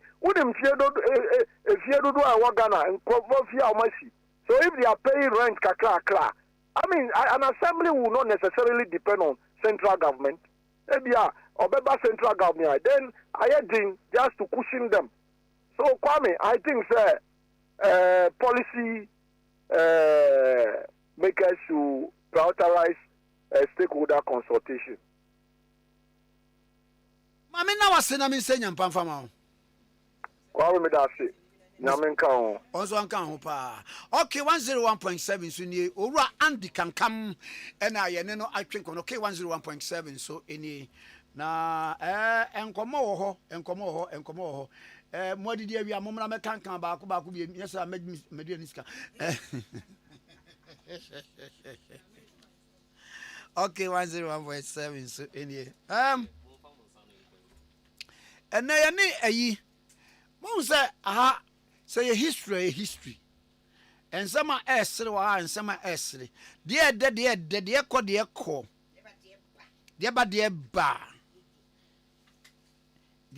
ba na obi ko Kumasi wase Kumasi ade ya ne fe pa Kumasi nze omo ton ade a omo pai any of omo pai ne say Kele wole heavy abe obi ton woni mboso a near here. Boswa, winning Boswa. Once I die. Boswa. Boswa, Bofanya Boswa. Aye. Boswa. Me dem kan Boswa. Mem kan Boswa. Na ebi wo ayimenhia. Otumfo aside old Antwa station. Okay. Na eno awia bon se anwane sogum saa. Eye Boswa no. Anje yeah wo se utwa mo se no. Na no no koto ne bo de no. Say no de kan ye de atwon aba. Ya nye ne say nyi. Se nso no enche kwenkwen ebe piepie. Yo. What the kwenkwen da? Wa fa medibida. Say na no kura o man bibia. Ha de ya na nye de. Na no ma me bi na emu wo de. Say na no me ma obi. O ma. E wo despite automobile, auto museum ho. Wa me kwenkwen ma ho. Of a kwenkwen di wo. Kwenkwen ni de. Ni de. Ni di ya ta frame nsa. Kwenkwen so ni ma de ye. Of an here. Kwenkwen. Kwen. Awon na de ye. Of passion here. Ya di inkuto. Share butter ya. Share butter. Depa. Na omo de eyi na amane ne nkiti no. Okay. Se ewom. Na pebefo na eye. Wow. Ana oba kumase so na se usu kwenkwen na mbusa asa de sanye asem de fi a kire. Tutu so. Na de mi hunua. Wa hunua. Formula na Emfa. Enti mi bisa no aka Adiza, Fati, Samira no ade na birthday. Na Sarah. E ma yenya ne di kwenkwen no. Okay. E mo no tetare so. Okay. Enti otia na de beta so no de abo dade sen mu. Enti kwen. Wo so wo na atia so e de bi. E zongo nko na e ba. Depa. Enti kwenkwen no de e freezer abu zongo beba. Ifra babu number 1, number 2, ebeba. Obi a obabi so odin ni hwe. Ntu kwa asimi kodi Samira. Dabi ye kwa de yense de ni wo. Omo di chini. Omo di chini. De papa. Ni obi o wa ono ofa Roman Hill. Okay. No de abada ha be fa railways ha. Sa. Ni wate asi aduma be fa omo store nanu ma. Our point bi onu na asa. Na asa de papa. Oh nice. De papa. Oh nice. Oh nice. Mo fa de bokata ni bi emfem na afe yenko.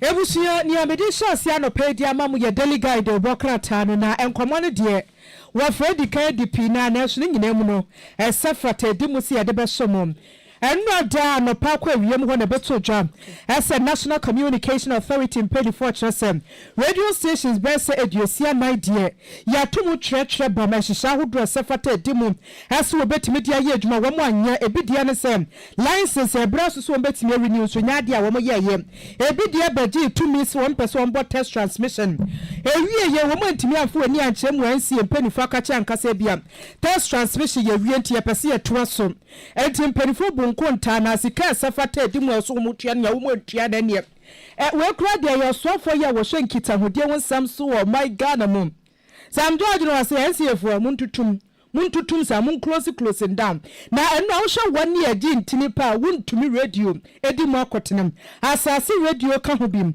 na Happy FM wo mu de pa na trend ye papa wo hwe asase radio ni wuntumi de na bebre na nim se e affiliated to MPP amanyoko no na Gabi ocheda kopia bonte beka se no crap it is true na general manager na frɛ no ese yatum trechre bam tie de yeti honum MPP amanyoko mai kopia mo social media so ai ana kama nyesa kama yeso ye beyam bi enche 4 years beba ene yatum na sefo no sa wo mu ka we nyina no Ghana man Penis Excellency John Dramani Mahama wa batampa ba ma 20 gram ho fem ba ma wonsi so mansa wa ham man peniti pepepe no se dabi Sam George wa he woni NCM penny for munya collaboration na radio stations eduosia 9 na matutum no mamu nefua eduasa na enhihye bi ohobia no wo mu ntiminye enti man penny amomo pardon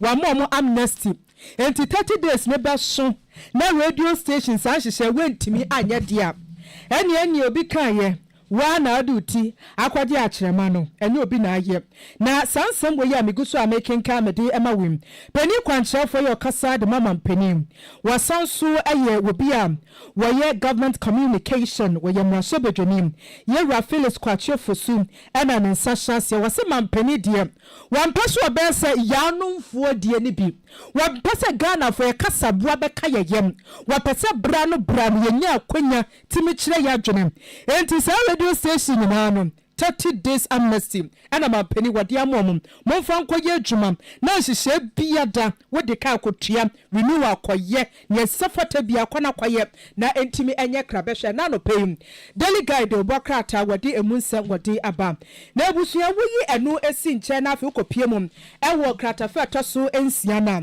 ensama wode aba eye zoom lion asemi ofa wode aba wase wa mampani John Dramani Mahama se contractor da Zoom Lion ene yi antem no ewu ye no mepacho ebusua ne etie ne se wase wonto aso ensem munim dadanti eno de nyade a mehye de yi me yema komsa nti eno ye daily guide obokrata de the inquisitor de obokrata no ena me de to aso e de amamom na the inquisitor de a wode abam e wo krata fa to so miensa eni nanu kuada ena yadehie fo bi kwatena ase BEC obi kana besen so he se wo mu e kyerɛ mantem dunsia e wo man Ghana mu na anu ani kyerɛ mu e wo dua pompo eno wasante mantam a adesuafo ne se anka namfo ade ani BEC ye presika ntentam ehunu ase afi na mekwa kwatena ase ni ye bisa me question what is matter na afi wo badwene ho ana matter is anything that has weight and can occupy with ana osmosis ana kwatele do da bi wamso wa nya ne santi adesuafo mo dua pompo MA junior high school e was sentimental first day na wo mo tro social studies no na bi e wo Galamsey site wo mu tu gala wo mu no ye practicals wo fa ye tro exams as practicals in geology na me kono ye boy ye slange fi kasa ne ye fen duampo ana duampo no na ka krem no ye adukumase no hwereso eba hwereso number 1 hwereso number 2 ni ade aha na ena sa yiwe ye osene school no okay wonim se obia anye no ansua da agrek na umpe money quatiledon any die quatiledon no me de na mani je eje ho de a quatiledon no die quatiledon any a die quatiledon by this time am tie uni man ko ni je wo ense munu ntu ni ahoto awdu wa ho di nyina na mani je eje me afa bisa wa by this time abotia me didi ye nche ni ko pension any die quatiledon na frafra samara die quatiledon and mono quatiledon mo amunim no mpacho mo fan send ye na fe ye nridi manko mamu mete obi ofa na se quatiledon dia wofa quatiledon nye ade bia ehu a e wo se u bisam na nka we bisa ohene wa what is die quatiledon exactly what is mono quatiledon okay wofa mpacho ma men kire senia o se de quatiledon David aye shwaledon na se de wa yire no kware na no ne kwate di aseba David se eye ana wa gugu ehu me wo kwa me wan de sane na mfo so wa google ehu na madam mehu okay enti ebusia quatiledon ni mono na wo kana me ka quatiledon na nkasa ana menya no dabi enfa dai no ntwas dai ni kese wu be wu no quatiledon we I know you're there. A seed leaf typically found in plant embryos. The first leaf or leaves that emerge from a germinating seed. So quatiledons, the emphasis and therefore, I guess you couple of friends say, would you bar? Oh, Debbie, it is evidence of what you say. Would you at your bar? Okay, that's why you not consider I didn't because I reading I'm injection.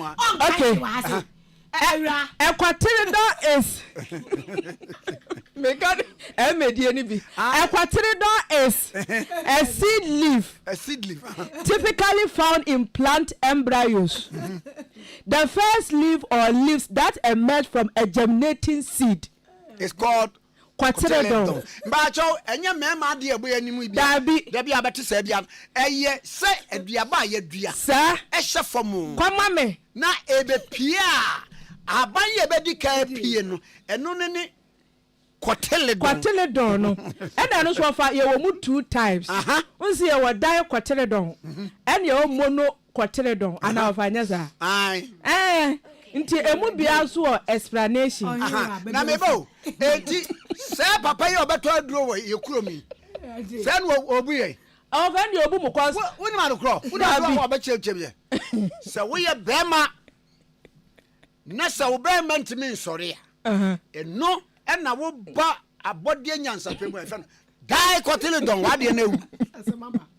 Dai ni ye tu. Uzo for nim say o dai court. Ana and next day I see the bear me wu a ayekodwo to no eno no die court. Eje uzavo na ayi mo eje wo afia che say ka ye ready da na nim say ye ka samara wo de munyim film esemu mi enu ha samara we ko ba ka na ye fa shwa Quateridon but omo ye no man fa shwa dia meka ho no am ye no afie jamidi bo na mama ade asama me chiremu asante bema ne ho akono okay bema e ma pe no cash bema ohwe ma obosi na winim omo bone mrane a okay sia no wa kwate bema what the baby aye what sad ni bi da bi me sa side no wa mta de tonyum sia no wa kwate bema ni wodro and dey am ka show winim ko comment yen ka e ma wonte ya woro faso nti ye ka nanu ayi mu a ye ka se kwate bema na oye bema ohwema bema ne ho akono we die cratch we sister woni mate a ohwe wo mo pa we kwate bema enu ye ke enya bema bia na Quateridon we COT so there is wo die na ebodon esense obodon ana dabi Quateridon we no CO ba dia na wo ka na ke enu ye ke constant oh damn Obanti ma afia chire kan me story mama na o start no me ba men kan ma na kwa ba there be kan me okay I was here for the insights the obokrata eno na ekita me na me sha se o the obokrata na nimu metro so e o krata fe to so enum Gadangbe Lands Administration and also o declare state of emergency not just any menimu ya ejasu putupru so wo mo mpese o mo nsase no ba bia edro bia obi ade ne nsaka bio na wo di state of emergency we eba esan say wo kire say ga anana nanamo hemfom wo enkran wo mo abakosem ene wo mo echichiye ga state no ene wo mo ensase no enipa bi ye no ogwa broni wo mu chinchim eniema omo sisi eniema tiase ewo oma bakosem sade enkran fo echichi wo mo emman ga state ene wo mo nsase sade ankrankra bi pese wo mo fa sebua kwan so efa nsase ni ntino enimani yo mani abre enti Gadangbe Lands Administration say omo declare state of emergency na wo mo chire mo say efiti ase kwa wo mo di kokobo edi nkan emma land commission say list bi a wo mo de emma ewo ga wo mo ensa ase ho no list no aspa etwam 2022 ebi ye 2022 ena nanu ade ya so die ewu ya aspa ye no na eno so ye October busumi ne da etwanto ewo 2024 emo ena Gadangbe Lands Administration no edi kokobo emma land commission say ensase a ehun wonsem ensase ehun won manson ensase a ho chima menche ensase a ye nananom himfo mo gan ana enkran edia no Lands Commission entry ho emfiri ho na registration baby oma registered dro biara wo mu enyai enti say Gadangbe Lands Administration say omu ginom na so peme ade to bambo nwumakuo akase ne nketoa de ye aban die enyina anim say omu Gadangbe Lands Administration no omu de okode aniwa di wo mu nsase a ewo enkran ene wo japade a eye nananom a wo mu ete enkran sase so ene enkranfo de nyina achi na wo mahu se niema no se bia aban ana ankranko bi amfa kwampa bi so ditichu ne nsase no ene wo gifi wo mu nsam de a omu de okode aniwa ebedi sansase ye omu de a enipa bi age ofiri omu nsam ni nyina achi na omahwe age omade Gadangbe Lands Administration say yako abakosem a ewo se wo mabakosem esisi suso ewo se omonchechiye ene wo mamamre ne wo mane no yeka ewie peyo na edimu enti se wo mu di dwuma a eti se ya ebema wo nsase ne wo japade a ebi mu fum no se brato no wo magye na fei ama wo mu sika o mankasa ensase ne ye wo mu dia no ama wo mu sika na edi mpuntuo nso aba wo mabrabom enu ti no mani abra enkranfo nsase a se ye aban ana ankrankro bi ana Lands Commission enam kwati kwan so register ana odi list man krofo wo ho na sa list no expire etwam na wo mabokoko na so still Lands Commission eni krofo bi entie ye no omo mpaso ntie esan se wo mo Gadangbe Lands Administration wani abre it is state of emergency and o declare echese nya bibia omudidi agro na wo mo san to aso mo de kokobo emma ahoho a wo ma be kwasi besenata a wo makeka omo abom oma form cartels groups akese a ye mo wo mo chem so na wo mo fom enkranfo nsase ne say ahoho yi munyina yie na nananom mo won kransase so bebisa mo nsem no ma pe emrakwan so afa agi wo mo nsase esanse eyo dia na eyade nso omu a omde beji omu nchima osi we nyina aka anamuntu kese a Gadangbe Lands Administration etuo na wo mo de aba omu nsase ho ban ede atia ahoho aban Land Commission for mo namrakwan so ene ankrankro bi a wo fom won nsase fa ne say pete o se pentia ade of abuban mame painting assassin mo painting assassin and nahokwa enti o story no founder and president Emma Gadangbe Lands Administration King Professor Ayi Tuma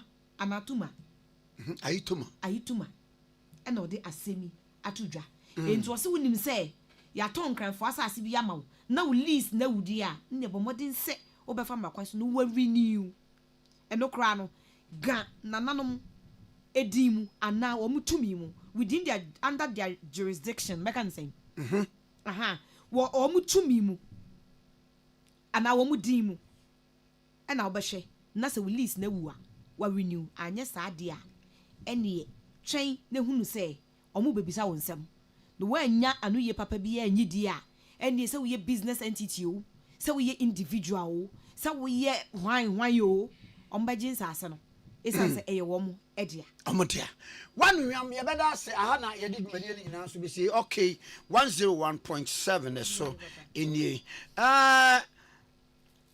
inside the bokata mu na ye de ebre ho na ye ma mu nyina mu ni tia agenya do awade akwa wasa nko Kwame Nkrumah Tikese me money president of the land me mi produce pani kwa ma osu aduo mi ena eye muti oban ma fia kire nka ena muti ohiniwa buahin kese dodo no ata friend no Cotilington